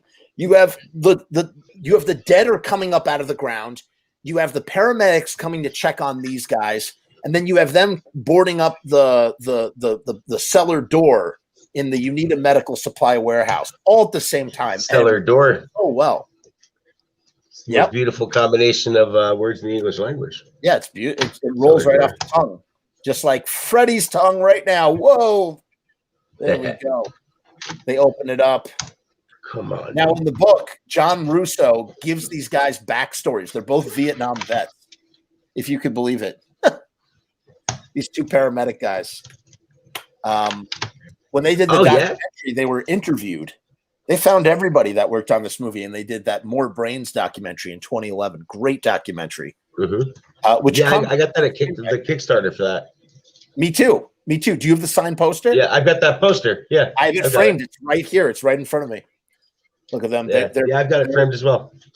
They're at room temperature. They got to switch equipment to make sure it's working. I love the way it cuts when they have their little huddle, and I love how Freddie just goes, "What are you saying? What are you saying?" Like, it's so scary to me. Like, it just like freaks me out. Like, he's so concerned. Like, Freddie has so many problems right now. Like, he doesn't even realize. Like, his whole life is over. He's gonna try and eat his girlfriend's brains. He's gonna die in a nuclear explosion. Right. Look, what do you think he's getting paid an hour at this place? Oh my God. So again, the chicken or the egg? We'll have this debate afterwards. Who is responsible? Is it Frank or is it Freddie? Who's more responsible for this whole situation? Or is it Bert? Or is really hard to say, man. You know? Well, you know what? Look, right now he's gonna say, "What are you saying?" It would be Clue. It would be Clue, in my opinion. It would be Clue, in my opinion, because he's stored it in his basement. He should have reported it. Hold on, real quick. There's a goddamn number on the side of the tank. I want to talk about this. We're at 49 minutes and 6 seconds. Look at them. It's a 6-shot, wide shot. All 6 of them in frame. They're all having conversations at the same time. It's brilliant. This is the brilliance of Dan O'Bannon. Just letting the actors act. There's no cutting away. That's all performance there. It's great. Now they're running out. Tall Boys, Take a Walk is playing. Come on, baby, let's take a walk. Great friggin' song. Never found another song by the Tall Boys, except for on that soundtrack. Yeah. Back in. You see the Civil War cannon right there? This is they're nods to the Civil War cemetery. And they're hiding. They're trying to take shelter under a mausoleum roof. It's not working. Look, the worst zombie ever. Here's where Bill Munns, who was totally fired for the right reasons. This skeleton is so iconic yet so like terrible. Hate that skeleton. Hate it. Do you want to party? Yeah, not a fan. I'm a fan of it. I like it. That's a great I think it's I don't know. I think that's a token part of this movie. Oh, that skeleton. I know what you're talking about. I'm sorry. Yeah. Dude, what's your exact second? I think I might be lagging on you real quick. I'm at 59:30, 59:30, 59:32. 59:30. Gotcha. Okay. No, sorry, not 59. No, don't change it. Fuck. You didn't change it. Okay, no, it's okay. No, I'm good. I'm good. What did you say? 50? Trash is getting eaten. Trash is getting eaten. She just got eaten. I wonder what made them change the Tarman's voice in the DVD version. I forget the reason behind that. But yes, it's different than the VHS version. What's your current? Oh shit, you did. All right. I'm at just making sure. I'm at 51:10, 51:11, 51:12. How much lagging are you? Not too bad. I'm at 51:20 right now. All right. Do you want to pause? Do you want to recalibrate? Should we recalibrate real quick? Yeah, I guess everyone could catch up that way. That's true. Guys, we're going to recalibrate, okay? All right, I'm pausing it. Ready? I'm pausing. I'm at 39:10, Joe. 39:10. What did you say? 39? You mean 51, right? Oh, fuck. That's what you just said. Yeah, because I'm looking at because you keep calling the wrong damn numbers. Yeah. Okay, Joe, I'm sorry. I fucked that up. All right, I'm at 51:34. I'm so sorry. Yes. Okay, I was 4 seconds off you. It wasn't that bad, actually. Okay, that's not that bad, but still, let's recalibrate it. Guys, I'm so sorry. It really is. This is all YouTube's fault. All right, ready? Let me know when you're ready. No, I'm not. I can't get it to 34. I can only get 36.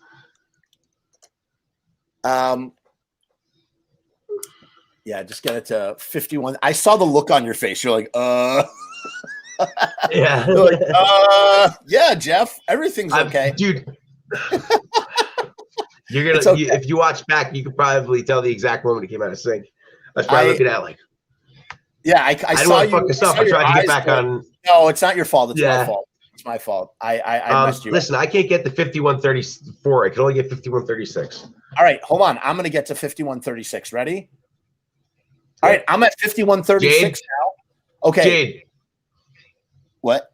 Jade. Anyone Jade. who's watching? That's right, Jade. Anybody else who's watching with us, get to 5136. That was your pee break.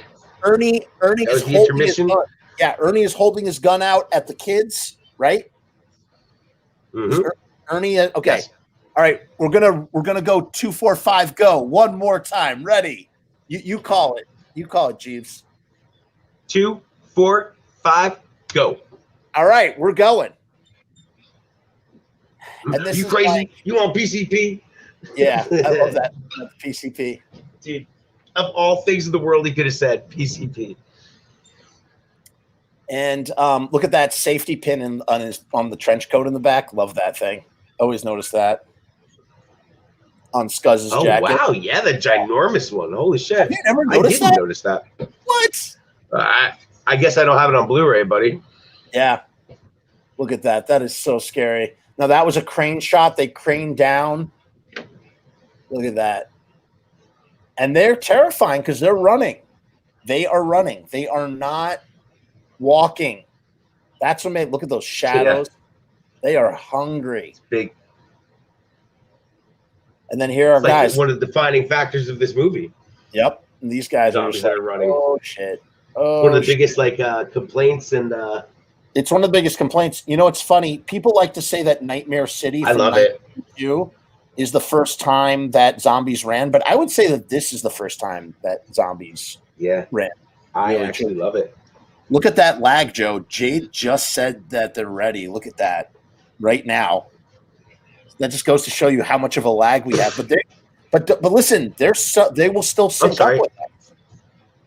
Look, we're missing it. We're missing it. So look, so the paramedics, they're getting eaten. Look at this. We get our oh man, look at these zombies. That zombie's pretty menacing, man. They're all menacing. And you know what's funny? Most of them are not in appliances. They're just covered in mud, and it still works. He looks like that zombie looks like the beginning, the zombie on the cover of Dario Argento's zombie. Yeah. It looks just like him. You know, like if you like freeze. Now, what I love about this movie is that it's like the youth and the aged having to team up. It's the punks and it's the Mormons, and they got to team up together to sort of work together and survive the night. And they just make a great team. And I love like when it becomes Spider, Bert, and Ernie. Like that combo is great. They just really great. Yeah. You think they're ready to kick some ass, man? That's right. So now they're in the office. I mean, they are ready to kick some ass. Boom, and a zombie comes. Holy shit! Very convenient. That was damn window. That's a plot zombie. Yeah, very opportune. Yeah, that's just a plot zombie. But they're smart, man. They're smart. Here we go. The cramps zombie. The cramps are plot zombie. Yeah, plot zombie helping the plot. Dead. Such a great track by the Cramps. And look at Freddie there. He's got those dark rings under his eyes. He's Tina is his loyal girlfriend that won't leave his side. And here we go. Okay, the name of the little man here, who whatever, I don't know what you would call him. He's the best. His name is Jermaine. Jermaine. He's a breakdancer in Hollywood, or he was at least. And they paid him extra money to eat the brains. This is a shot we really brains getting eaten. Listen, man, I knew about the paying him extra money to eat the brains thing. They paid the whole cast extra money. Anyone in the cast. As a matter of fact, didn't what's his name eat brains as well? He might have. Yeah, dude, he's so funny. Dan O'Bannon ate brains to just having that little extra as solidarity. Yes, in solidarity. What a great touch to have the amputee in there. No, it's awesome. Yeah, just adds. I love that scene too. It's creepy, dude. It's so creepy. It's fucking eerie. It's really great. It really and it's adds. unique. Look at that, and then look at the trench coat he has on. The trench coat is what a Nazi thing to wear. I'm telling you, dude is a straight Nazi. You know a lot more about Nazis than me. I do. Sure. I know quite a bit about Nazis. I missed them, man. You know, I'm too young for the Nazis. So listen, so was I. But you know, you when you're a Jew, you got to learn about them in school. I was gonna say, aren't you lucky you missed them then? I'm very lucky. That's true. That is true. So he's shuttering windows. They're making phone calls. He's trying to get. It's dead. The line is dead. The phone has been ripped out. Very convenient. And here we go. Everything's dead. Of course, the phone's dead. Look at the slimy hands coming through. I mean, they are terrifying. Dude. That's terrifying to me. They're trying to move. He just came out ripping that gun too, man. Yeah, man. Like without even thought. You know. I love how they blocked the center window off. They blocked the center door, but they're totally coming in the side. Look at the simpatico of the way they grab all the supplies out. I love that. I love the way that they just all grab everything out. Now they're bashing everything in. Look, you can see he has a rubber pipe. And they're hammering. Look, I love the way they grab for the nails. They all run and grab right there. Oh, great shot. Look at that. Once again, like a master shot. Oh, we got to get to the chapel. Yeah. We Chapel of the Dawn. Yep. There's such a Only good close team. to we Chapel of the Dawn. Oh, Bradford Mail Prick has joined us. Good evening. How are you tonight, Bradford? Hello, Mr. Mail Prick. Listen, hoping you would join us. Listen, bust out your copy of Return all of the night. Living Dead. We're watching Return of the Living Dead right now. We're doing a commentary. Please feel free to join us. We're at 57:31. Look, here's the send more paramedics. He's kind of like a Adolf Hitler himself. Send more paramedics. Come in, dispatch. How does he know? More paramedics. How does he know? He's been dead for so long. Boy, they got those. They boarded up everything, man. Return of the Living Dead zombies are smart, bro. They know everything. Smart. This didn't hold. They didn't nail this down enough. They managed to break in. Nice coffin back there. Yeah, for sure. I love the way, and then at the same time, this is like a scene that allows the movie to breathe for just ever so small a breath. You know what I mean? Yeah. Like everything's boarded up. They got to deal with Freddie and Frank, and this is where they learn about the rigor mortis, and it gives time for the zombies to break through on the outside. You know, like let's just rest for a minute. Yeah. So here we go, and he said he's got his whole body's cramping up. His head is fucked. He's got a fucked headache. They're all turning against each other too. There's conflict going on too. Like yeah. Heating up in that room, you know, like Scuzz pulls out the knife. He's like, "We think you should." So great. He's got a tattoo on the side of his head. It's a pitchfork tattooed on the side of his head. Scuzz with the mohawk. And now they're just trying to, and I love how like it's, you know what's funny? I said Mormons. I meant to say Republicans. It's like Bert is like a Reagan era Republican, and these are punks, and they're forced to work together to survive the living dead, and that's just what makes everything work on a whole other level of greatness, you know. And here he is, just friggin' stiffening up. Yeah, stiffening up, not feeling good. You know, he just, man, what a nightmare to literally be rotting while you're conscious. He's consciously rotting. He's so poor guy. Now, well, I won't explain it now. Dude. Here we go. We see the bruising. There's Look like, at that. The sounds of this. I wish we had the audio, because the sounds of this scene. So freak. Such a freak. Like when they first move Freddy, you know, like when he sits up. Yep. It harkens back to the rigor mortis part when he's snapping his arm in the morgue, you know? Yep. Because it's breaking out the rigor mortis by accident. Look at that eyeball. That's the second time I used the word harkens today. That's good. He's turning into one of them. Yeah. He's freaking out. He's like, I think that's. there's pathos. things are really heating up here at this. I mean, like, man. just So much drama. everyone's turned against each other. Yeah, you know what I'm saying? And they're really getting intense. They are so sold on it. Like, I mean, the actors are so what's it called? The actors are just like so enthralled in it. Believable. That's what I meant to say. Thank you. That's what I'm saying. Like there's not a millimeter of bad acting in this movie. Believe it. By the way, like, you know, Joe, this is all built. That was all built. That whole parking lot outside, that does not exist. They built that for this movie. Yeah. What do you mean? They built the parking lot? What do you mean? Not the parking lot. I mean, like the trees and the moss and the whole thing. Okay, now it's broken. The door is off. They're back. We're going to meet the half corpse. Also designed by Tony Gardner. There's the arm. That arm goes flopping down. He's got an excellent model of that. Yeah. One day it's huge. Oh my God. I mean, how is she she can't be that strong. How could she pull him in there? You know? I know, right? Oh man, there we go. Blood everywhere. Look at that. Oh man. Ah. Better dead on red. Better dead on red. Right there. And then Spider ingeniously puts a pole through the rib cage to subdue. Yeah. Now Scuzz theoretically should come back as a zombie because he was in the acid rain and he's dead. You would think that We've already got enough kids going on here, man.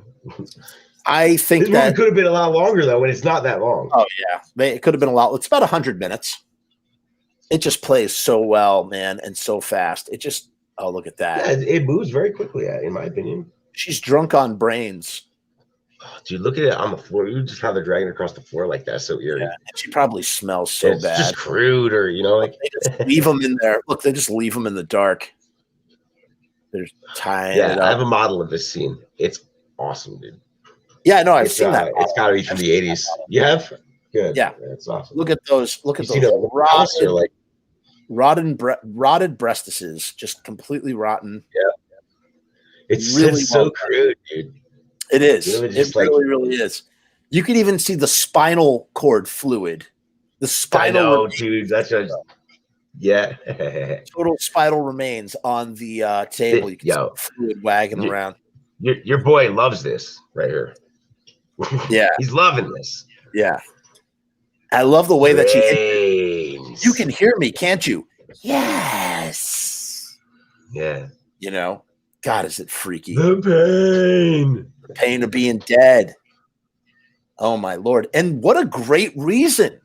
Like the zombie explains why they do it, and it makes sense. It sucks to be dead. It's painful. The pain, the brains make the hunger go away. Great. Great. It works. Jade says, "Dear God, the zombie transformations of Freddy and Frank have disturbed me my entire life." Me too, man. The sounds of it, man. Look, there's spinal fluid right there. That's spinal fluid. I ain't gotta watch it. I can just hear it. Oh my Lord. now you Dude, can I love Spider-Man. He's great. Miguel, he's friggin' phenomenal. Now they were puppeting. That's Brian Peck puppeting the head, or at least he was doing the voice. Yeah. Look, yeah. Now they're in their huddle. They're just trying to figure out how to survive. Spider, Ernie, and Bert. You know, am I putting this together myself, or is Brian Peck probably like the ultimate Return of the Living Dead fan? I mean, like, did he do any other movies after that, or? He was in Return of the Living Dead 2, and he's in Return of the Living Dead 3. Then yes, that answers my question. Oh, here she is. She's back, baby. He was really into it. He was. He loved it, man. That's our girl, bro. That's our girl. Look at her. Now, this scene was longer, man. This was an extent. Remind me to come back to this. This is sort of a. Well, let me tell you. Dan O'Bannon, I mean, found he found not her. Who was it? Yeah, he found her in a strip club for Christmas. No, that's Jewel Shepard who plays Casey. Shepard, I'm sorry. Yeah. Everybody thinks this is William Stout. This is not William Stout. William Stout was at the beginning. Yes, The who is production that? I have heard that before. That's not That's not William Stout. Are you That's sure? not the creator of Tarman. I'm positive. There's no relevance to that actor, is what you're saying. You can tell she's super short. She is super short in real life. She's creepy here too. Okay, that's a Merkin right there. Yes, Let's talk about the Merkin, bro. We got to talk about the Merkin. So originally she had pubes. They said shave off your pubes. No pubes. They said, oh, it's too weird. This is creepy. This is creepy. They said that she looked like she had no genitalia when they shaved her, like a Barbie doll. Yeah, they were really. I just get the feeling that, like, when you watch, like, I get the feeling those guys are pretty creepy. Yeah. So then they had to use a Merkin, which is very expensive. It's basically a pubic wig that you put on to make it look like you have pubic hair. And here's Chuck and Casey, and this is literally the extent of their character development. Hold me tight. Just to hold me. Just to hold me. So stupid. Wait a second. A Merkin is the wig? Yes. Well, Joe, we'll talk about this afterwards. I'll explain afterwards. Let's keep going. Okay. Look at this. Look at this big wide shot, man. You have 6 actors all running lines in one giant scene. It's just it just works so well, man. I mean, you never see mainstream Hollywood movies do this sort of stuff. And it just, I mean, look at all the blocking. Right. Look at all the stuff they have to do. All of this stuff had to be worked out to make it work. Now they're locking them up in the chapel. No, right. It is like kind of like a play. Like you said, man. And I love the way that Frank is lifting his arms up and flailing them around when he's being carried into the chapel because he's got his rigor mortis. I mean, Frank, Chapel of the Dawn. Frank essentially becomes, apart from his death scene, Frank really doesn't do much after they burn up the yellow cadaver. He's just sort of there. You know, he doesn't really do that much. I don't know. You know what I mean? I bet you there's a reason for it. Probably. So Tina has decided to stay with Freddie. She's crazy, man. Look at him. He's holding it. Looks like he's holding his dick, but he's not. He's holding his stomach. She is crazy. Here come the cops. Here come the cops. Look, there's only 22 minutes left in this movie. That's what's crazy. Think about everything that happens, and there's only 22 minutes left. Kind of blows my mind. So here, and we see the cop. One of these cops makes another appearance after he's eaten. So they come out. Look at that. Look at all the greenery that they put in the trees. That was not there. They had to make all that stuff, and it just works.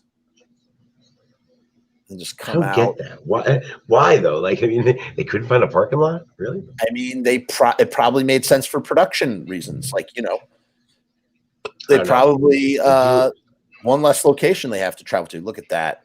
So what the fuck did they eat? They like barely ate the brain. They pecked at the brain. You know, what do they just need a little bite of brain? Look at that. Maybe that was the amputee one, man. He does. Look at them. They just surround. The amputee ate that guy. Yeah. They just surround them. Whoever comes in here gets swallowed up. Send more cops. That guy was a Civil War guy, though. Civil War guy. In 2 seconds, he's like, hey, there are these things called cops, and they taste really good. Yeah, that's a good point. Well, they had cops back in the Civil War, I'm sure. Yeah, look at the cops. I believe cop is a derogatory term, actually, for cop. Yeah, you know, like, that's a slang word for a police officer. It's pejorative. It's not derogatory. It's pejorative. Sure. Which is sure. halfway to derogatory. Look, they want to use aqua regina acid. I should have said aqua regina acid, but is there enough of it? There's not enough of it. Look, poor Frank is in agony. It's a nice box right there too. Let me ask you this question. 5? Yeah. Question. Mm-hmm. Why is this the moment where he actually dies? Look, right now. Does he die right there? Does he go brain dead? What is this? Yeah. I agree. So he doesn't actually. That would be like die in the opening. He doesn't actually die. What? We'll talk about this after. I was very confused about when exactly they die. Everything makes sense now, darling. Oh yeah, I know what you were saying. I just want to. Yeah. And there we go. We have Freddy is just rabid, man. Rabid. It's Freddy. on. It's on, man. Look Do at you him. want a party? Should have been here. And he's the most terrifying zombie of all because he's fresh, man. He's a fresh cadaver. He's like you can't, man. He's just pure muscle. Boom. Right, Freddy? Yeah, he's got to be the strongest Alka-Seltzer. Yeah. Boom. There we go again. Bringing him to the ground. Fuck you on the back of the jacket. He's got the TV version of the movie right there. It does not say fuck you there. Boom. Right in the face.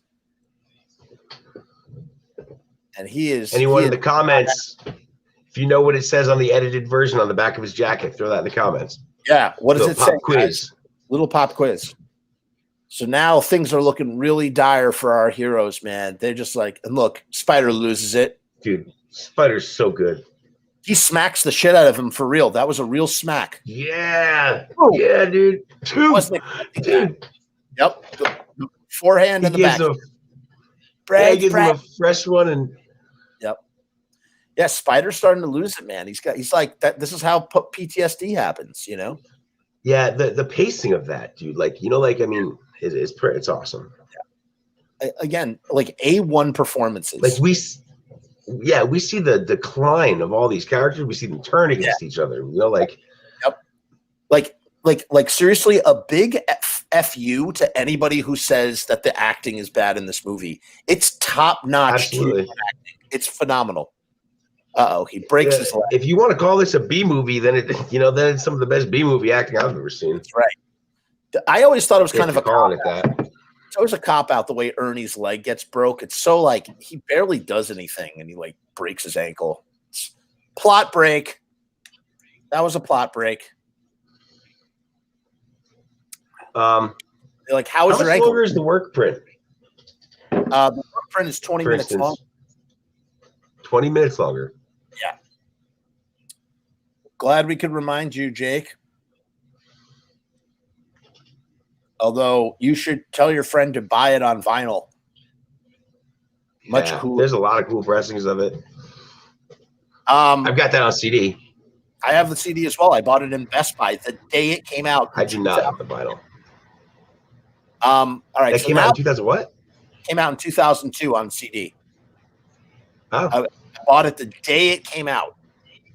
So it wasn't out originally? No, not for no way. It had to. There's not an original version that came out the same year as this of that soundtrack? Are you kidding me? I don't think it was on CD. Maybe on cassette, not on CD. Of course it would be on CD. What are you talking about? What CD was 84? I don't think so. CD was a really high, expensive, whatever you want to call it, format. Look at that. There we go. The gruesome. Yeah, this is an action scene if I ever seen one. Boom. Oh, it's so bad. There's three of them on. Yeah, the three of them, bro. Just fighting them off, man. You ever wonder what he says? He says something like, Bert tells Spider, fuck you, in the car. I watched this thing with the subtitles on. There was so much dialogue that I missed that I never knew that they said. Yeah, tons of stuff. Look at them. They're all over the car. Terrifying. Right now, they're talking, and he says, that's when Bert says, fuck you, to him. Look at that. Oh, you know what? He does say it, I think, man. Great stuff. I noticed that before. I know what you're talking about. They left us. They had to. Great friggin' line. And now they have nothing. There's nothing left for them to do except to get up in that attic. It's the only way. Was this before F? Jake, you're going to have to elaborate. Right now is when he says, fuck you. And this always reminded me of a video game right here. Yeah. Oh, God. Could you imagine if they were trying to live in that video game? That would be awesome. That'd be it, dude. You'd lose me. Oh, my God. And there's just they're just waves of them. Yeah. It's kind of goofy when you look at it, the way they run at the car, but it's also super scary to me. The 10-year-old in me is terrified, but, you know. Jake asked, was this before Friday the 13th Part 6? I'm not sure. Jake, it might have been. Yes, it's before. Oh, it was before. Okay. So Friday the 13th. Part 6? Absolutely. Yeah. Okay. Thank you. Did not know that. This is 84, man. Yeah, Part 6 would be way later. So well, you know, they did release those. To be fair, they released those movies pretty quickly. But yeah, they just came out like back to back to back. All right, so now the cars have all been incinerated. There's Freddy. He's blind. Blind as a bat, ripping stuff down. Now he's trying to get in. Look at this. Look at this smooth, steady cam. Must be a steady cam. Don't think it's a dolly shot. Actually, probably a dolly shot. Look, now the basement. Look, I love this also. The jar of teeth in the attic. We got to find the jar of teeth. It's somewhere. Knocks down the ladder. Look at that shot. I love that scene, dude. Yeah. Shot, huh? Look at all that, man. You know, I used to. Oh, okay. This is my favorite song in the sequence of the movie. I would say. I think this is so sad, dude. It's so sad. Yeah. It's his arc is perfect, though, man. He goes on his own terms. You could tell he's a very religious man. The way he put his wedding ring on there, and he says, "Forgive me." Look at that. He's willingly crawling in to be very burned. fucking dramatic, man. Yeah, you know how much he burn his damn hands just to touch that? I know. That's what I thought. Dude, could you? This is the most unsettling part of the movie, in my opinion. I know. It's like he's getting into a jacuzzi or something. You know what I mean? How could you? How could you? I don't know. Couldn't. He doesn't want to eat brains. He would rather do this than eat brains. Look at those screams coming from the thing. What a shot! That is one of the most awful ways to die, bro. Absolutely. Burning alive. I think it takes. I've seen this. It takes a while. Real quick. I'm going to cut you off real quick. I just want to say this shot. Sorry, Joe. We'll talk about it in a minute. So right now we're going to see a helicopter shot. Do you know how they accomplished this, Joe? They put a giant fishbowl dome right there. That's just a camera on a crane with a fish dome, right there, like a plastic dome, and that's Dan O'Bannon's voice talking on the PA. So that's stock footage. Wow, just ingenious. Ingenious. But yes, Joe, you're right. It's an awful way to go. Truly, to be burned alive like that. Friday the 13th 6 came out in 1986, 2 years after this. Gotcha. Thank you. I love the way Casey holds the pickaxe in this. She's so over. She's probably the most over dramatic one of all, and she's just trying to keep up in the scene, and she just can't. Yeah. That's the answer to. That's why they didn't get that screen time. Right. Although she was. You asked before. She was a stripper at the time when she made this movie. Yeah. All right. So now Bert has to look at that. They're in the attic. I don't see any teeth in a jar. Never have. They would have had a pair. You know. They would have had a pair more to take her clothes off, man. They already saw her naked. This movie was made by perverts. So that attic scene, by the way. That attic scene is totally built. That's not a real attic. That was also prefabricated. Just that lot, man. Yeah. There's cobwebs in there. I mean, was that cheap ass carpenter? Look at that. Look at the newspapers underneath the gun. I mean, it's just so well done. And now he's doing this was Don Calfa's idea, which he took from an old John Wayne Western, which was the Native Americans are circling the cowboys, and so the cowboy is thinking about blowing away the girl to save her from the. Oh, wait, bro. Here it comes. Iconic scene. Yep. Once again, Bert is direct shot. Look at this. Boom. Looks like he just came out of the bathroom. Call this shot, man. Boom! Oof. Head comes off. Block off, dude. Yep. Did you notice how Chuck uses his little tack hammer to also hit the Tarman? It's hilarious. Watch for the third step. It's out. Yeah. Third step's bitch. Look at him. He's just such a Bert is a natural leader. Well, that's just the only time you ever hear the word Tarman. Spider is the one who coins the term. He says that's our friend that the Tarman got. He says it? Yeah, that's the only time you ever hear the word Tarman actually said. I never caught that, I don't believe. You got to watch it with the subtitles on. So everybody always thinks that this is Dan O'Bannon. This is not Dan O'Bannon. This guy looks like Dan O'Bannon, but it's not him. Extra? Like, I mean, or that guy. People think that's Dan O'Bannon. Kind of looks like Dan O'Bannon at the time he was directing it, but it's not him. He's like, you got to get in here. There's people. They're not getting mad. They'll chew you. They'll eat you. They'll eat your brains. He's just, look at that pinky ring. You could tell that's his class ring from high school. Bert's class ring from high school. There they go. They come through the barricade. And the police are powerless to stop them. He cannot stop them. The guns don't work. God, this was terrifying. This has always terrified me. The head comes off. Yo, just that's what I was gonna say. He just like walk away with his head. Yep. Titties flopping in the rain. Casey's one like, what? What? What? Everybody, they're just like, what are they gonna do? Maybe it is Bert's fault because Bert says, hey, let's try this number on the side of the tank. So maybe, well, or you might argue that that's what solves the problem. So here we go. It's his fault because he should have made this fucking phone call. No. How many years before? You know what? I'm going to say, this will be our debate topic right after this. I'm going to say that it is Bert's fault, and I'll explain why. Jada Messiah, who's also Jade. This is the other account. Wait, there's a Return of the Living Dead video game, kind of. It's called Stubbs the Zombie. No. You play as a brain-eating zombie and kill everyone in town called Punch Bowl, creating a zombie army. I've heard of this game, but I didn't know that's what it's about, and now I've got to play this game. Got to check out this game. So here's Glover. What's this division for? Look at those pajamas. It says Glover on them. Those are his initials. Monogram pajamas. Look at the wife. I never understand personalized. Me either. Look at the wife. She's so concerned. She's so concerned. That's like her one role in this movie. I have to be concerned about what my husband. She's been waiting for this day her whole life. She's like, no. She's all like, does he want lamb chops? Does he want lamb chops for breakfast? Finally, the East.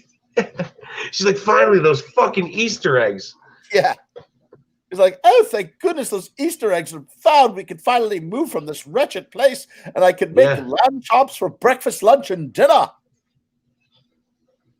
Boy, this scene goes on for a long time without the dialogue. He's saying, and then what did that do? What did that do? I love how he's like interesting, you know? Look at this. Look at this red room. Everything's red. As a matter of fact. Now, look, wait. Pay careful attention at the keypad on the console. You can see some of the hot glue coming off. You can see the buttons coming off when he sits down at some point when he punches those buttons off on the left. What? Nothing. Right there. When he's punching that, look, the buttons are going to come off. Something like that. Or maybe it's later. Damn it. Hey, those Easter eggs, that assignment of Easter eggs finally hatched. I'm sorry, Joe. What were you going to say before I cut you off? You're going to say something. I'm not sure. Yeah, he's letting them know he's finally can get out of this maroon house that he's been trapped in, eating pork chops every day for breakfast, lunch, and dinner. He's finally going to be free of this stuff, you know, or so he thinks. Or so he thinks. He's like, hey, wait a minute. They've got a contingency plan for this sort of stuff. Everything's going to be okay, you guys. The government has our best interests at heart, or so they think. Always. Oh, here we go. He passed away. He's not alive anymore. Archimedes. Rhubarb. Hot dog. Rhubarb, yeah. Hot dog. Archimedes. Rhubarb. Hot dog. That dude murders a lot of people by pressing those buttons. Look at that. He's going through his... He's probably got the biggest death toll in the movie right there, that guy. Yep. Look, he's entered in those coordinates. That's a miniature right there, in case you couldn't tell. And we're going to see the one stop motion animation in 2 seconds. Hey, Pablo from Argentina. What's going on, buddy? How you doing? Hey. Oh, here we go. Look at that nuclear. It's locked and loaded. Boom. And it fires. Here you go. Can you hear that? Wait, do you hear that? Dude. Tina. I love that. So that's a scene. Yeah. Remind me to talk about that for a second. That was a scene. Boom. Which one? When they're looking up. When they're looking up. And there we go. So awesome. Happy July 4th, everybody. Have a happy fireworks, July. Huh? Yep. Talk about fireworks. It works, sir. Looks like it worked. The rain. Look, see? Oh, you missed it. You see that? The glue came off. Looks like the rain is putting out the fires. I was referring to the glue on the console. And there's that beautiful. That's my favorite shot of the cemetery right there. All of this is footage. It's amazing how they recycled footage from the middle of the movie for the end of the movie, which makes sense, I guess. Hey, Jake, thanks for joining us, man. I totally understand, and this will be back. You can replay this at any time you want. Thanks for joining us. Here they go. They're coming out again. That skeleton died in 1891. Do you want a party? Look at that. I love how it's like the greatest hits. I love the red font. I just love this movie. I love everything about it. It's so unapologetically 80s in the best way ever, and it just is the best. So great. So friggin' great. So there it is, folks. We did our commentary. Whoa, look at the pin on her lapel. I never noticed that like weird demon pin. That was weird. There were a couple of kinks in our, trying to make it work, but we finally got it to work. Dude, it's one of my favorite movies for all time. I can't quite say it's my favorite movie of all time, but it's absolutely my most seen film. I probably have watched this film more times than any other film in my life. One of them, Rocky Horror Picture Show, Night of the Living Dead, Mad Max trilogy, Star Wars trilogy. But right at the top of the list, look, they credit Bill Munns. Bill Munns is credited, even though he left halfway through. Yes. The wardrobe set person was Beverly Val Brown. And of course, lighting consultant Robert Amarian. His work was definitely appreciated. And you had the production accountant, which was Richard Lorenzana. Yep. Yes, sirree, Bob. So, Joe, do you have any thoughts, questions, concerns, comments as you finished yet another rendition of Return of the Living Dead? You want my review? It was all right. Meh. It's okay. All right, so let me ask you this question, Joe. Joe, it's question time. For anybody who might have not been here at the beginning, I was asking Joe. Glenn sound. The second Glenn with 2 N's. Oh. That's it. You don't see that too much. You don't see that too much. The great Francis Haynes, who did the main theme, the Trioxin theme. Nothing for you? Really? I thought that was Matt Clifford. No. Francis Haynes. Everybody knows this. What are you, crazy? Bro, I guess all of us are crazy because if you look into, dude, Mr. Monster, you accredited the wrong guy then. That's wrong. Yeah, we did then. And always have, I believe. And you want to know what's funny? If that's true, it's possible that Jason never ever knew that Francis Haynes was the true composer of that song. Yeah. Kind of crazy. Kind of crazy. Wow. I mean, look at that. Original soundtrack album available on Enigma Records and cassettes. No CD. So there you go. You could Well, not get it on CD. It was only records or cassettes. So I've never seen it. So there it is, folks. There it is. Joe, let me ask you this question. Who is responsible? Who is responsible for what happens in Return of the Living Dead? Is it Freddy for asking Frank, what's the weirdest thing you ever seen here? Is it Frank for telling Freddy the story and then saying, hey, trying to be a cool boss and say, hey, you want to go check him out in the basement? Is it Bert for suggesting that they go to Ernie's place to deal with the yellow cadaver? Is it Ernie for allowing Bert to use the oven? Who is responsible ultimately for the carnage of Return of the Living Dead?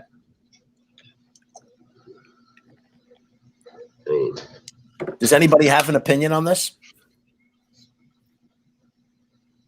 I mean, like, as the business owner, I mean, there's well, to be fair, it says in case of emergency to call that number. Right. So, but I mean, I was going to ask this before. How much time takes place in between when those are shipped to them and this movie? 16 How long years. did they claim to have the movies? 16 years? Is that sad that I just never noticed it? I don't know, maybe, but let me ask you this. So I think ultimately it is Bert's fault because Bert never took responsibility to let the army know that we had these things, and ultimately it would be the cause of his doom. That's business. Yeah. Right? So it really starts with Bert. Bert has nobody to blame but himself. It was a ticking time bomb that hey. What? Could have been you could also fault their mail carrier. Because like, I mean, typical army fuck up, like like you're shipping something like that, man. Like, hey man, that's a big fuck up, man. No, I'm gonna put the blame. No, you know what? I put the blame firmly in Bert's court. I think Bert is the one to blame. Jade says, I feel sad saying this, but I think it was Frank because he offered to show Freddy, and Frank told him to never, ever go near those goddamn tanks. I think he meant Bert, and Bert told him to never, ever go near those goddamn tanks.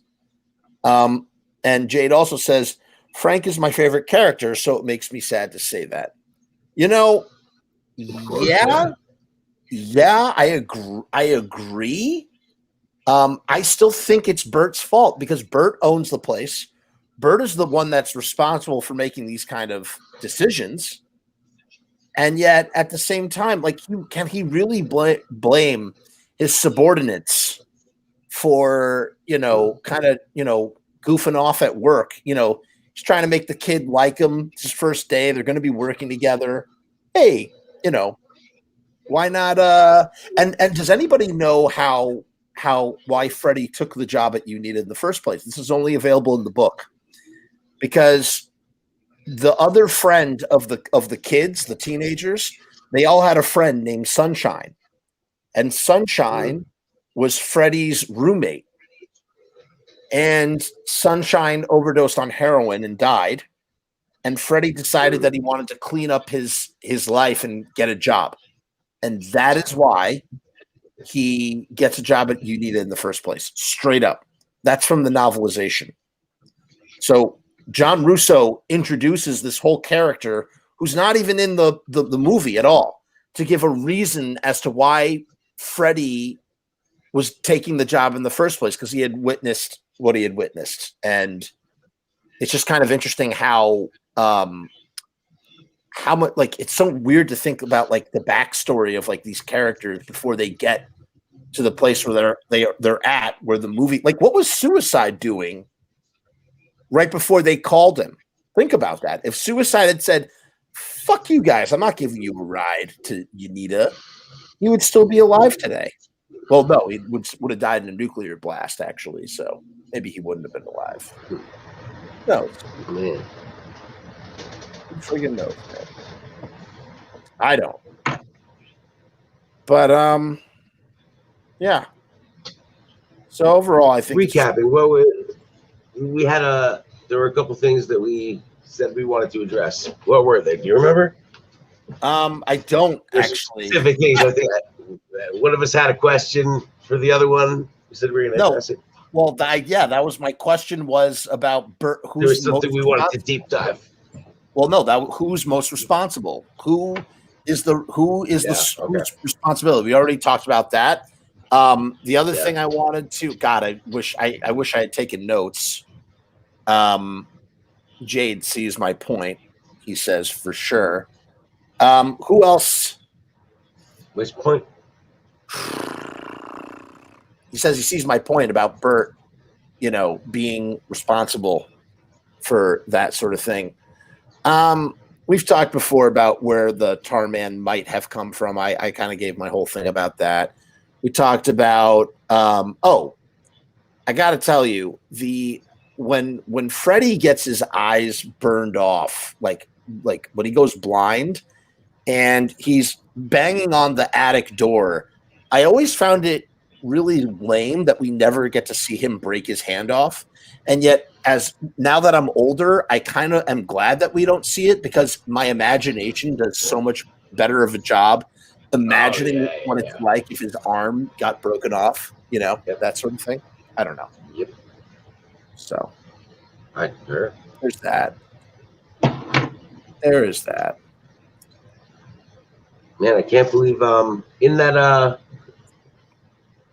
I wish we could do an after show, man. Because you could totally pipe the Linnea Quigley workout tape, man.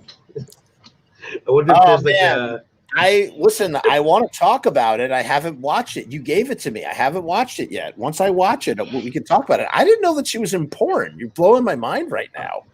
I always thought she was just a B movie actress. I didn't know she was in blue movies and whatnot. It's like kind of blowing my mind right now. Back then, times is different. Friggin' leg warmers, man. Is she wearing leg warmers in that horror workout video? All right. You know what? I'm going to bust this. She ain't wearing a lot of things in that video. Hold on. I can pretty much assure you that that's not. Yeah. Hold on. I can pretty much assure you that that's not on YouTube, or that's not going to be. I'm looking at it right now as we're talking. I'm firing it up. Let's see what you're. Fairly certain, man, that isn't going to be. Wow, look at this. This is not going to be a pop stuff. Look at that. Yeah. What, you think it's not going to be a copyright issue? Hell, come on, bro. That's like, this is like a D movie. Bro. Oh my God. Holy crap. Skip around like toward the end and shit. It's ridiculous, man. Oh my God. It's funny. I mean, like, dude, this is amazing. I always wondered. I know. I always wondered how much of it was wait a minute. Like what is the actual point of it? Like, is it really actually supposed to be a workout video? Yes, because there's workout scenes, but it starts with her. All right. You think I could share this without getting in trouble? Yes, that's what I'm saying. I think you can. I feel pretty good about it, bud. All right. Come on. All right. This is. Let's do this. Forget it. All right, I'm doing it. The only place I've ever seen this in my life. I'm not doing music. Was from this. Sure. I'm not going to do music, but I'll do the video itself. Why not? Fine. Yeah, just skip around it. You've convinced me. Let's do it. Dude, this is not. Hold on, I'm pulling it up right now. Just give me 1 second. Yeah, man. Show me. Let's take a look at this tape. This is a very interesting sort of situation here. Boy, I love. Oh, is it not going to let me? Huh? Why not? Oh, because it's an MPEG movie. Ooh. All right. Hold on. I got another way to do this. Wait. What do you mean? Like, it's not the right file format. Or something just now? I got it. Oh, I got you. Hold on a second. I'll fix this. There's ways around that. Come on. There's ways around that. I'm doing it right now. There we go. Boom. Boom. There we are. I ain't going to have any problems here. So, as you can see, I'm just going to. Yes, I have this movie, Sorority Babes in the Slime Bowl-orama. So that's a clip from this movie that she stars in. Hollywood Chainsaw Hookers. Boy, she looks good there, man. Wow, she's young. Creepazoids, of course. We got Creepazoids. See, that's the workout video part right there. So it shows I wonder, clips of the movie. Wow. What years? This is like Skinamax on YouTube right now. Totally. Wow, look at her, man. Wow. That's unbelievable. See, now what's this from? That's a scene from something. She's running around. Look at that. Zombies. Zombie aerobic workout, man. How many times have you seen this, Joe? How many times have you watched this video? I have never watched it in its entirety, actually. I don't believe you. I've never watched it in its entirety. I've had it forever. Why don't you just like if you were having a party, you should have this playing in the background at all times, yes, like on loop. You know what? I would be lying. I swear on Jason that I probably used this file the most on exactly that. Now, I have to say, that was like anyone who's ever been to a party at my house. That's pump up the music and you fucking play the horror movies, man. That's the only application I've ever found. Jason watched this as well. Jason watched this as well, I'm assuming. I have no idea. I mean, if he was at my house for a party, yes, absolutely. It's funny you say that because that's absolutely true. Whoa! Where are you at? Are you just skipping around it? Oh, I'm sorry. You're on the screen. I'm looking at my screen. I was going to say, are you not seeing it? I got you. I'm staring at my own screen. I just didn't look up. That's a scene from a movie. Is that from Night of the Demons? Maybe no. Go earlier into it a little bit, like when where it's like establishing. I know what I'm not playing that, Joe. Come on. No, I'm not referring to a specific thing. I know what you know. Look at that. Wait, what was that? I don't know what I'm talking about. I think they're at the pool or something. Like I said, man, I don't remember. I already put that on. All right, I'll put it on again. Hold on. Look at this shot from Vice Academy. Oh yeah. Love that. Whoa! Yeah, that's cool. They show some movies that she was in. Boy, VHS was terrible quality, wasn't it? I love it. Whoa, look at that. There's something like some movies are just better on VHS, man. She's just jogging. She's running away, and there's zombies. This was definitely to capitalize on the Return of the Living Dead fame. That's probably her most iconic film, right? Return of the Living Dead. Yeah, both. She's short, man. She's got to be like 5 foot. She's got to be like 5 foot tall. You just tell.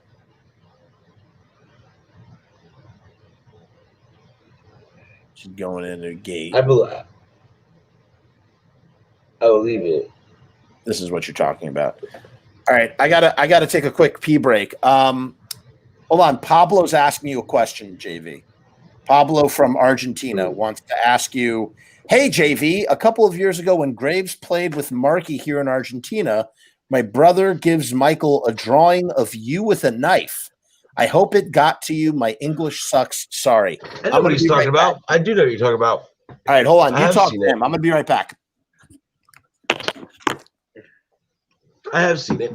It's funny. I'd love to say otherwise. You know, it's always a little funny or a little weird when someone draws a picture of you that you've never met before or something like that, especially like solely you. I don't mean that. I mean, like, I'm sorry. I'm so distracted. I have two screens right now. It's I don't need this anymore. You don't forget things like that. You know, like the art was great. I could see it in my mind right now. I definitely still have the picture. I think it says like does it say Bates Motel in the background or something like that? If you your English is fine, by the way.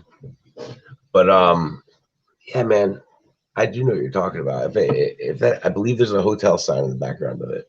Are you saying that you drew that, or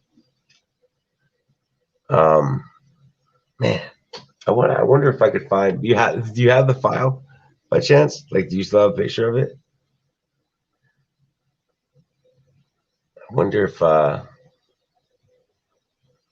don't know if we need Jeff to get your comic on the screen, or they go live or not. I really don't know.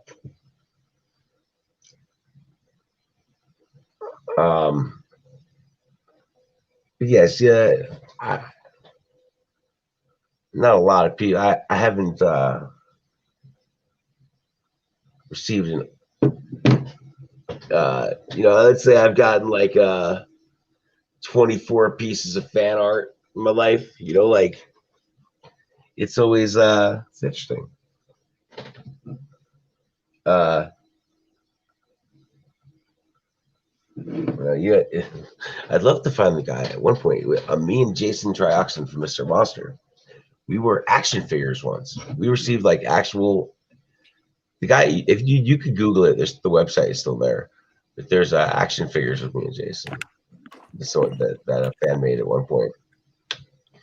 Okay, is it possible I've missed any comments, Jeff? Did you just change your shirt? No, I was always wearing the shirt. Bates Motel, that's right. Okay, cool. That's it, man. Pablo, did you draw that? Pablo confirms Bates Motel. That's right. That's what you were the dude who illustrated it. Look at this. His drawing or his friend. Yeah. Did you just see that guy on the screen? Hold on, we got to rewind this. Look at this guy. This is my favorite guy. Look at this. Look at him bob his head. Thriller thing. Look, ready? Yeah, watch. Ready? Watch what he does. Look at him bob his head like a chicken. Yeah, that's what I call it. This video is priceless, man. It does open up with a big tit shot. I'm not going to play it, but there is a tit shot there. Big one. Yeah, right. Right at the beginning. Glorious tit shot. Now, she was married to Steve Johnson, who did the special effects for Ghostbusters. That's the inventor of. She's married to the inventor of Slimer, basically. What? Yeah. Old Onion Head. She also was married to. He also did the special effects for Return of the Living Dead 3. So all of Julie's makeup was done by this guy, Steve Johnson, and she was married to that guy. Yeah. So that's why that didn't work out. Yeah. Whoa, is that her playing guitar? Holy crap. Oh man. Wow. Give me some audio for a second.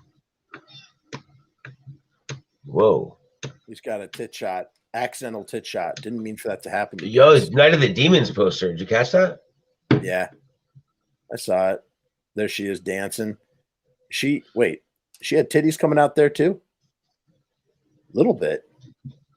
You can see those like a D movie, bro. You see those hips. Oh, whoa. I don't know what you call it, but whoa, hey, oh. This is some workout video. Dude, I want to say I think that some of the scenes where they're dancing and shit, obviously the movie isn't in there, the song isn't in there. Mm-hmm. What's she saying? I got distracted for a look up. I got distracted for a while and looked up to see this. Why you're all doing this to me? Yeah, Dagger. Yeah. Bastid and Angelson. Yeah. Yes. How do you know that band? Dagger Love has been watching a bunch of my videos, and he's participated in a few chats. So, excuse me. Nice to meet you, Dagger. Yes. Thank you for joining us, Angelson. Dagger. That's yeah, that's deep. That's deep. Yeah, I agree. Dagger. Who? Jade says there's a very good scene at some point in this movie that you won't want to show on YouTube. You know, Jade, I think I already did that by accident. I didn't mean to. There's yeah. Now, you know, we do have Shalom. Shalom. Ma nishma? Hakol beseder. Now, what we do have, but we're not going to play it tonight. We have a video called My Little Monster, My Pet Monster. And that probably is not going to get us any YouTube problems. And if not, we should do that another time. The YouTube, that'd be awesome. You want to do that? I'd love to do that. Yeah, I would love to. That'd that be movie's fun. dumb as hell. I mean, like, in the best way a movie could be done possible. I have never seen it live. I've never seen it at all. So, whoa, that was so weird. Did you just open something or like what? I heard like it sounded like a clap. No, you know what? Mic. And it was just in sync with them clapping on the thing. Oh, that is weird. You were perfectly in sync, whatever you did. It was funny. Yeah. Dude, look at this. Yeah, we should do. Yeah, this is some funky monkey stuff right here. This is how you know Linnea didn't do a whole lot. So you know what you could do? That sound, yes. The next time you do a music video, you need to do yourself as in a green screen and then insert yourself into this workout video. That's what you need to do. I would love to. I would totally do it. That's Jeff to do. Question. My Little Monster, that's My Pet Monster, whatever the hell it is. My Pet Monster. My Pet Monster. Is that's a feature-length film or is it a cartoon show? It's both. Okay. I believe I don't know what the chicken or the egg. I don't know which one came first with that. I really don't. I mean, My Pet Monster came to me as a toy. I had the toy as a kid. They had great commercials for it. I don't know, man. I knew about in 80 whatever that came out in. I knew about that toy, like from seeing the commercials. Asked for it, got it from my mom, whoever got it from me. And those cartoons, I don't think I ever heard or knew about them. Oh wow, look at this. Yeah. I don't know if you Is that I can't see. Hold on. Oh yeah, look at that. Here, let me make it bigger.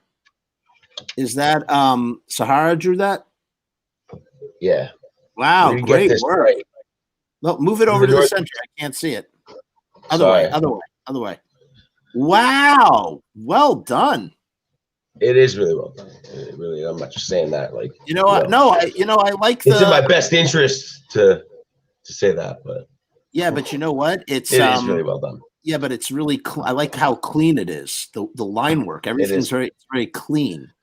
It's not like sketchy. It's really hard to get it right. I know. Dyslexia is the son of a bitch in these moments. Dyslexia is a son of a bitch. It's funny. I'm not dyslexic. I'm not dyslexic, Joe, but I think I have. Can you have directional dyslexia where you don't know your right from your left? That's a lot of people will tell you that's exactly what it is. I'll tell you, when I was a kid, I didn't know my. When I was a kid, I didn't know my right from my left for most. It took me years, dude. I mean, I know my right from my left. But I still have to think about it for a second. You know what I mean? Because I don't know my right from my left. Dude, I didn't know, like all through elementary school and everything like that. I did not. I was terrible. I was awful. I couldn't get it right. So the only way I ultimately got it right, honestly, the trick that finally taught it to me is that your left hand makes an L. Yeah, that's what I do. I do the same thing. Yeah. Oh my god! When I was, I feel like I'm so dark right now. Dyslexia. Yeah, with me and dyslexia, I was caught for it very young. Yeah. I went to, dude, check it out. I got left back in kindergarten, dude. So me too. Yeah. Yeah. Well, when's your birthday? I'm November. Yeah, I'm September. So, and that has part to do with it too, I'd imagine. They My held me. birthday They being held me right. back. Wow. Yeah, I was young when, for a kindergartner, like I was, just 5. Like Right. school starts like in September, in that first week of September, almost everywhere. So Um, I turned 5 like, my son days Jordan. before kindergarten started. My son Jordan was started kindergarten. He did kindergarten twice. He started kindergarten when he was 3. Actually, he turned Mhm. 4. Wow, that's early. He turned 4 the first week of kindergarten, and then he repeated kindergarten again. So he was 5. So he's Well, done 2 4 years. is early for kindergarten. Yeah, but you don't understand. He was supposed to do he was supposed to do preschool or a pre-year of kindergarten. They didn't have it at his school, so they put him into kindergarten. It was a crazy situation. I don't know why they did it, but they did it. So I am Sahara. I am a Sagittarius, but I don't believe in that's that what I stuff. said, man. We got to go over this again, man. In the Northeast, I don't believe in this. stuff. I made this up. It is Sahara. And if you're from New York, New Jersey, you gotta say it like that. What am I saying? You're the only. You said Sahara. Is that not the No, right I mean, way? I'm there's so no sorry. right or wrong way, I suppose. No, I mean, Sahara. it's tomato. It literally is tomato. But I like. She always pointed it out to me because, like, dude, people say that name all sorts of different ways. For whatever reason, everyone that she's met through me, we all say it the same. Like, I'm surprised you said it that way. Like, Let me hear you say like, coffee. Oh, I say it normal. Coffee. Well, I guess everyone say it normal. Coffee. Say coffee. Coffee. I don't know. You got some weird dialects. You also say goth. Like me. You know what? That's me, dude. Goth. Yeah. Goth. You say goth. Yeah. Goth. It's goth. Goth. Dude, I'm putting that on my list of reasons that you're not from New York. Oh, shut up. What are you dialect, talking about? Your dialect doesn't work. Goth. Because excuse me, I got like hiccups. Your dialect doesn't match with the region, bro. No, it's not. You got some funny. It is true, man. Stop it. You don't speak like a New Yorker too much, man. Oh my God. Joe, you wouldn't know the first thing about a New Yorker. You don't know a New Yorker from your elbow, okay? You don't. My grandfather worked at the New York Times, for Christ's sakes. He was the chairman of the printing press of the New York Times. Like, man, you know how I know? Tell me I don't know about New York. You know how I know? Because my aunt was a New York City cop. Listen. I've been put in a New York City jail. Okay, but listen to me. The fact that I called you a schmuck earlier today, and you were like, whoa, what a random, antiquated word. It was like, schmuck? Yeah, I haven't been called a schmuck in a decade. Well, dude, you're right. That is a very New York word. It's like, schmuck. It's a very it's a Jewy Yiddish word. It's a Jewy word. I was gonna say it's a Jewy word. Yes, schmuck. It's Yiddish. I used to use schmuck all the time. It's funny. I love that as an insult. It's a great word. But it's super duper New York. And so for you to not recognize, don't you even begin to question me about things. I didn't recognize what? What are you saying? Yeah, you're like, no, you're just like, my lord, that word schmuck. I haven't heard it in a decade. I was like, well, I mean, if you haven't heard it in a decade, come on. It's a great word. It is a great word. I don't know what we're arguing about here. This is all semantics. Yeah, I know. It's all I probably live. I probably live like when living in Jersey. Like the house I grew up in is probably closer to New York than your house is. Actually, that's probably. I'm probably like. That's what I'm saying. In New Jersey, I'm closer to. Where in Jersey? Where in Jersey did you grow up? Where in Jersey did you grow up? The town is Washington Township, but we call it what? I mean, we also share. It's a small town. We share a post office, so we have the same. When I grew up, our zip code changed. You're probably 15 minutes from New York City. Am I correct on that? Dude, if there was no traffic, it was like 9 minutes, I believe. I'm no traffic. I'm 25 minutes from New York. I'm closer to that. Whatever. I mean, you're not that in New York. So much to do with it. You're not in. I mean, mileage would be the way to fucking no, by no means. You know what? You're in another state. You're across a bridge, Joe. You have to cross a bridge to get into New York, please. Well, I'm not saying that I lived in New York, man. I understand. I know, but you're trying to like. I'll tell you this much though. You're quantifying. You're trying to qualify. Well, I'm a few miles closer to New York City than you are, so therefore, I'm just justifying the fact that you're not a New Yorker. Is what I'm saying. That's where this argument began. Well, what's hilarious, Joe? Joe, what's hilarious is that you just don't even understand. You don't even know what Westchester is. If you understood Westchester, you'd be like, anybody who knows Westchester goes, oh yeah, it's like right outside of New York. You're like, this Westchester, it might as well be upstate. It's right outside. So if that's right outside of New York, then how do I live in New Jersey? I live closer to the city than you. I'm even closer to, I mean, like, the end of the street I grew up on is New York City. Let me ask you. You have to go on a highway. Joe, is this the first time? New York State. Is this the first time that you and I have ever watched Return of the Living Dead together? Together, yes. The answer is no. Oh, on the road? Did we watch it? We watched Return of the Living Dead on the way to Transylvania. Huh. In That's the right, we did have a fucking in the Dodge whatever the hell it's called. What was it called? The Dodge Sprinter. Can you pull my screen up for a second? Make me big. Jordan, was it? I forgot. No, his name is Pablo. Paging Pablo. Pablo. Is that I'm so bad with this. Wow, that's so nice that you have the fan art. The fan art. Pablo, paging Pablo. You never forget something like that, man. You know, like Pablo. Why wouldn't I say something like that? You know, it's very well done. My tattoos are. I'm sorry, I'm so bad at this. My tattoos are like spot on, dude.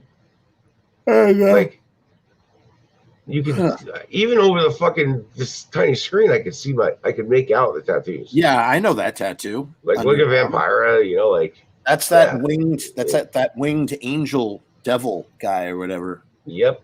And then there's that, and then there's the pig head on the stick, the Doomsday Prophecy logo on the forum. Oh my God, you have a pig head on a stick? I didn't realize that. Yeah, I didn't. We had like a yes, I did. It's because it's a terrible tattoo. You can hardly see it. Show everybody the sign. Jack Skellington. Show everybody the sign. Show the sign. Oh, the sign. Yeah, we didn't even talk about the sign. Dude, it got so much darker in here since when I started this. Did it? Absolutely. Let me turn. Who gets the full credit for the sign? Is it Sahara that gets the full credit, or is it you? Who should I give the full credit to? I wrote the dialogue. Okay, so it was a collaboration. I wrote the dialogue. She put it together. It was a collab. See for some reason. I'm so bad at putting things on the screen like this, man. You really are, man. As soon as I gotta like, it's dyslexia, bro. It's not your strength. Oh, there it is. Look at it. It says Jeff is a goddamn son of a bitch from upstate New York, and his gonzo nose is. And his gonzo nose keeps getting bigger and bigger. Bigger and bigger. But here's the problem. He said gonzo. Joe, you know I have a tattoo that says gonzo, right? Is that why you wrote gonzo? Yes, and you make. I would never have said that about. I've heard you make fun of yourself. Like. No, I know. I was thinking of a way to rib you. No, I know. You and not offend you. But I didn't you know what I'm saying? I've heard you make that joke.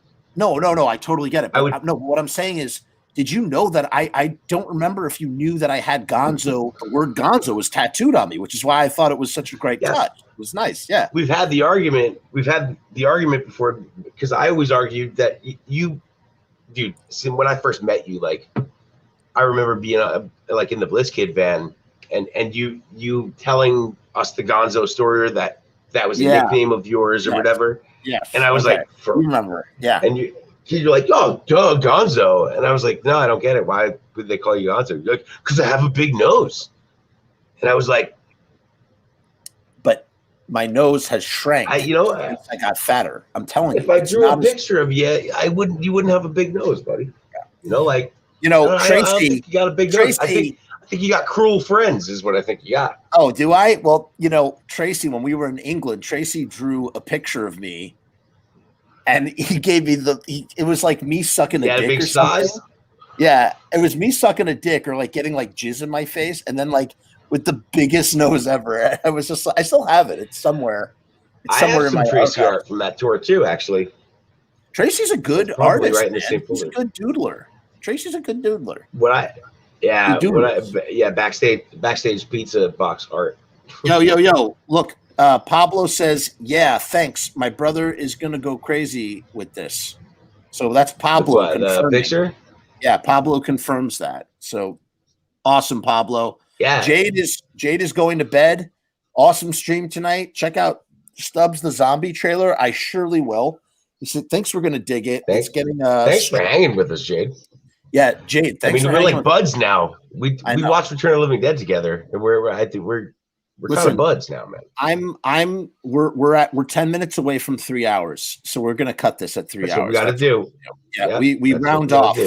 We do not ever end something if we can round it off. That's how we do. So we're just gonna keep talking for a little bit longer. Where is it? What you ever seen that one? Oh, what is that from? It's a little blurry, huh? That is a Liz Gruesome original. There you go. Wow, look at that. That is a Liz Gruesome. That was an early that is tattooed. No, that's a Liz Gruesome original. That's tattooed on my arm, man. That's her sketch of it. She drew this. Yeah, she drew it as a tattoo for me. And I never realized it, man, but it's supposed to be me. And I guess I know it's hard to fucking see this way. I swear that I had it tattooed on my body and I didn't know it was supposed to be me. Liz showed me. I am so bad at this, guys. I'm sorry. Yeah. I can't get it right, bro. There you go. Look at the sleeve, bro. Listen, of the shirt. No offense to Liz Gruesome, who is, again, we've regaled her with how talented she is. I don't see how this reads as you. That's what I said too. Okay. I said the same thing. The drips, I guess, are supposed to be like indicative of my hair.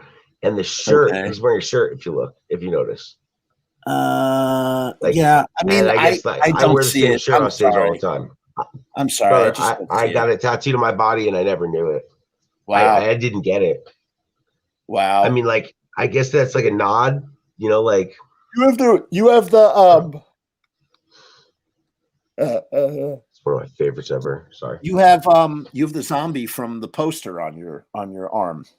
The green Mohawk guy. Yeah. It's really, I'm not stroking my own tattoo, but it's really well done. My friend Travis did it. Travis Royals. You got that right before you came to. It's about 10 years old now. Yeah. 9 years old, right? Yeah. Because you had just gotten that. I got it at the end of the year.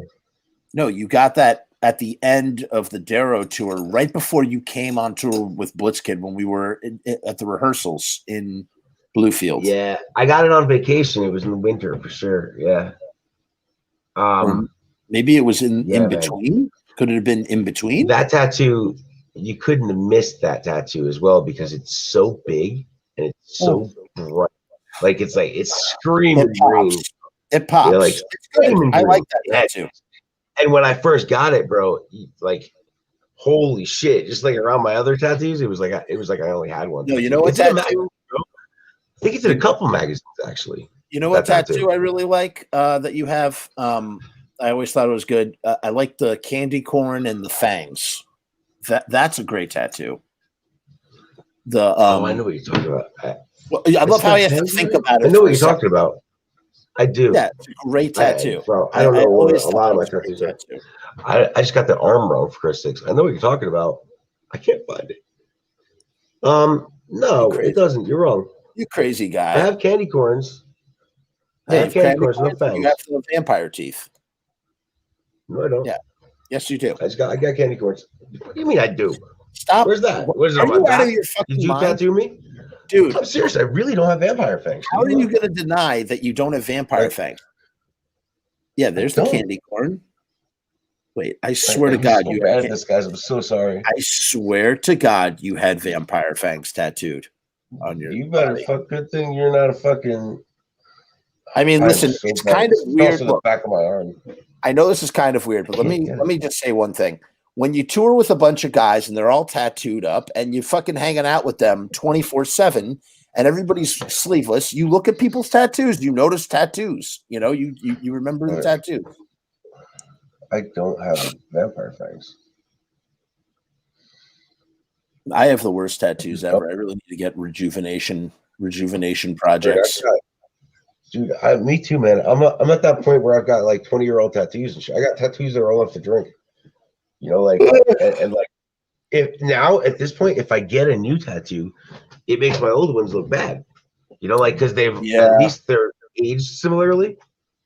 They don't look bad until you put a brand new one next to it. Did I tell you about my dream of the rock lobster tattoo? Did I tell you about my rock lobster tattoo idea? Yes, you did. I did. Yeah, yes, you did. I can't wait. I'm really gonna do it. It's gonna happen. It's gonna be a great tattoo. This is me in stripes. Done by Tracy. Wow. That is a THM, which is Taylor Handman. Ah, look at stripes, man. Yeah. I forget who he is. What his name is. We're superheroes. Taylor Handman, and he's some sort of Robin. Something. Yeah, he's like a Robin of sort. Oh, it says Kid Filet. Okay. I think that's a rib because he didn't like Chick-fil-A. He doesn't like Chick-fil-A. I don't like Chick-fil-A either. Yeah. I don't like Chick-fil-A either, but I don't make a big deal. He didn't like Chick-fil-A for the politics. I know. He jumps on a pedestal. I just don't eat there because I don't like. Here's the thing. Look, I don't like Chick-fil-A. Do you not like their food, or do you not like their politics? I don't like their fucking politics, and I don't really care much for their food. But I don't. I think your tongue is hating a little bit because it's really hard not to like that food. You want to know something, Joe? It's some damn exceptional fucking chicken, bro. But you want to know something, Joe? Had we not been discussing Chick-fil-A, I would never even mention it. Like, nobody knows that I don't like Chick-fil-A. I don't need to tell nobody I don't like Chick-fil-A. It's just a personal preference of mine. Dude, that's why I got the tattoo. I mean, because I love Chick-fil-A, and there's only like 2 Chick-fil-A's in New Jersey, and when I was like a little itty, like when I was like 5 years old, my family would always laugh that that I was the only kid who like didn't want Happy Meals. Like if we were at this one mall in the food court, like my sister, like all the other kids would always like Happy Meal, McDonald's. I refused, man. I was like just the way I am now, man. It's like screw that. I don't need a toy. I want that delicious ass Chick-fil-A. And it like I had an identity for it amongst my family for loving Chick-fil-A. You know, like I was just that guy. Is it old? I didn't know it was that old. No.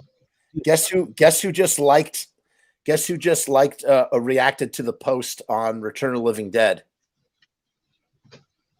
on Facebook. Post? I posted in the Return of the Living Dead group, Jewel Shepard. Mm-hmm. No way. She doesn't.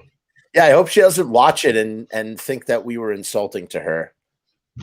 Why? What did we say? Well, because I was just saying that her character didn't have much to do in the thing. So that's your opinion. That's not rude of you to say either. Well, I kind of criticized her acting a little bit too. I hope I'm pretty sure that she would agree with you that she wasn't in the movie enough. You know what? I'm sure she won't even get to that point. If she does decide to watch it, I'm sure she won't get to that point in the thing where she watches it. But right, we got a minute, 30 seconds left here, and I gotta show you this. All right, show me this. I'm giving you the floor. You have the floor. I wish I could have.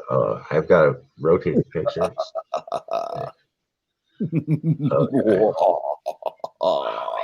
I hate showing things like this. All right, show it. So this is Tracy. This is Tracy. Okay. All right, you know what? It wouldn't make sense if this is a Tracy design. I have the original art of this too, but it's so bad at it. Hold on, we'll get there. Okay. Who's that? Hold on. It'll go. Come on, we'll get it. Goolsby? This is hold on. I feel like such an idiot that I can't get this shit. Well, Man. part of the problem is the glare. It's not your fault. It has to do with the camera. Is it too bright? It's too Bro, bright. this camera is not good. I thought I saw Goolsby for a second. Yes, it's fantastic.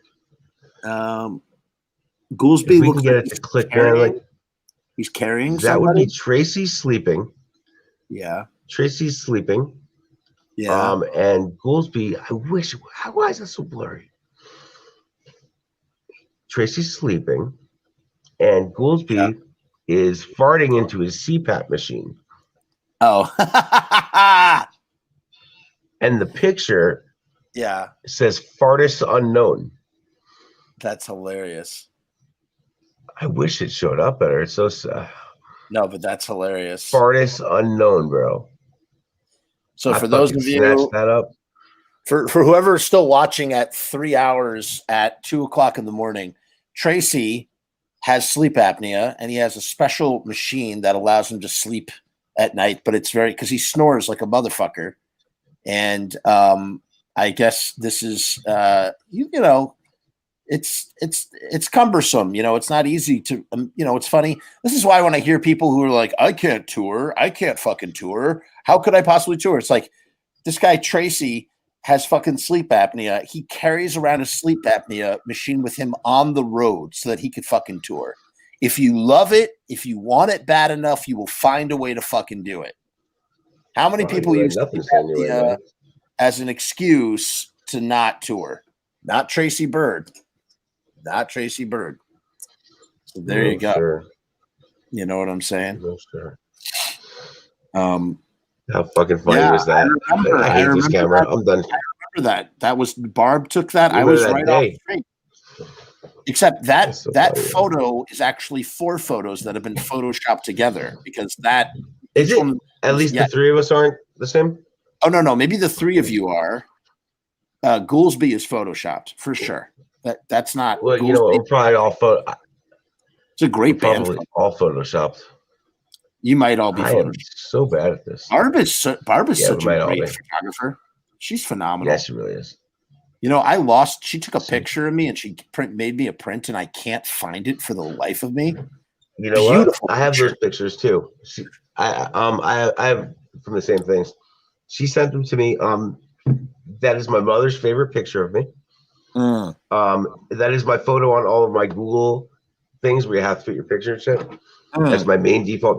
That's like the most great pictures. She took great pictures of us. Dude, if I died, like that would probably be the picture they'd use of me. Yeah, I mean that by like it's a clear picture of me. I'm not, crazed up. Like right. It's in my girlfriend's. Yeah, it's on the wall in our bedroom. Like, you know what I just remembered? Do you remember the day that when those photos were taken, we were at Barb's studio, and I have all this footage that I have not seen in 10 years, literally 10 years. First day we put makeup on. Yes, and I have a tutorial of you guys explaining the makeup and how you do it, and like showing like how you do the shotgun blast where you spit. I've seen that one. That's the Burtner. Yeah, it's a great photo. Yeah. Where you that's my trick, bro. How Chud spit blood into the face or whatever. That is not Chud. Oh no, it was putting my foot down there. It was Jason. That is my trick. That's your trick. Me and Germs would do that. Yes. Oh. Yes, sir. Okay. Sorry, I stand corrected. But I wish I had a. But there's all this footage of you guys putting on the makeup, and we're talking about. You guys are talking about how to do it, and like how Panda makeup sucks, and you got to do it like this. And I don't remember what was said. The blood thing's scene. Great. The blood thing's huge, man. I know, and it was such a man. That was so great too because that was the best way to do it. Fuck, that was the whole. I had like this whole thing planned for that scene. Such a shame. Such a shame. If I ever come across that, I'll have to. Dude, you know what? When COVID is over, the next time you're in New Jersey, you got to hit me up, dude. I'll show you some cool shit. I will show you some cool shit that you will appreciate. I'd love to. Oh my God, here. I'm so lucky I found this. This is an unreleased, old ass picture of It's an outtake from a photo shoot. That is me and Germs spitting in one another's face at the same time. But it looks like you guys are going to kiss. Well, I mean, if you look at the pic, if it wasn't blurry, like it is right now. Nope, I see two dudes dudes being that love each shook other. and hit with lights. I see two dudes who love each other and are going to express it with a nice kiss. That's what I see. But well, cool, man. That's cool. That's your imagination. Sure. Yeah, man. That's the best way to do it. When you got to do that spattered blood in the face thing, bro. You know, like how else you gonna get it on there? You know, like I hear you. That's the way to do it. Listen, I'm wrapping this up. It's time to go. Guys, it's so much fun. I want to thank Joe so much for thank you, man. Taking the time and doing this. And I want to thank Sahara for her wonderful sign and for being a great production designer and leaving some comments in the chat. Those are always helpful. And I want to give a big shout out to Dagger Love for his support. Dagger Love, you rule. And Baylor Bot, you guys rule. You guys fucking rock the house. And Jade, our new friend who we watched Fear Living Dead with. Yeah, Jade, you rule, man. I think he's gone already. She's gone. I don't know who it is. Jake Bailey. So check it out. We got another episode of the Lodi Show, the Streaming Evil Live show. That's coming up. I'm not sure what day. I have something picked out already. That should be interesting content for everybody. Keep your eyes peeled for the William Stout Pizza Punk episode, for the production designer Return of Living Dead. And it's super embarrassing because all I do is just like blow smoke up this guy's ass, but I couldn't help it. And got a couple more. He always says that. Lined up. It's true though. It's really, really true. This has been really fun. Really isn't. You're very hard on yourself. I have to be. I can't help myself. And we're gonna do this again. We'll find another. We'll do My Pet Monster next. We're gonna do this again. We'll find an even worse movie. Yes, I'll contact you when it's time to do that. We'll do it again. So in the meantime, peace and hair.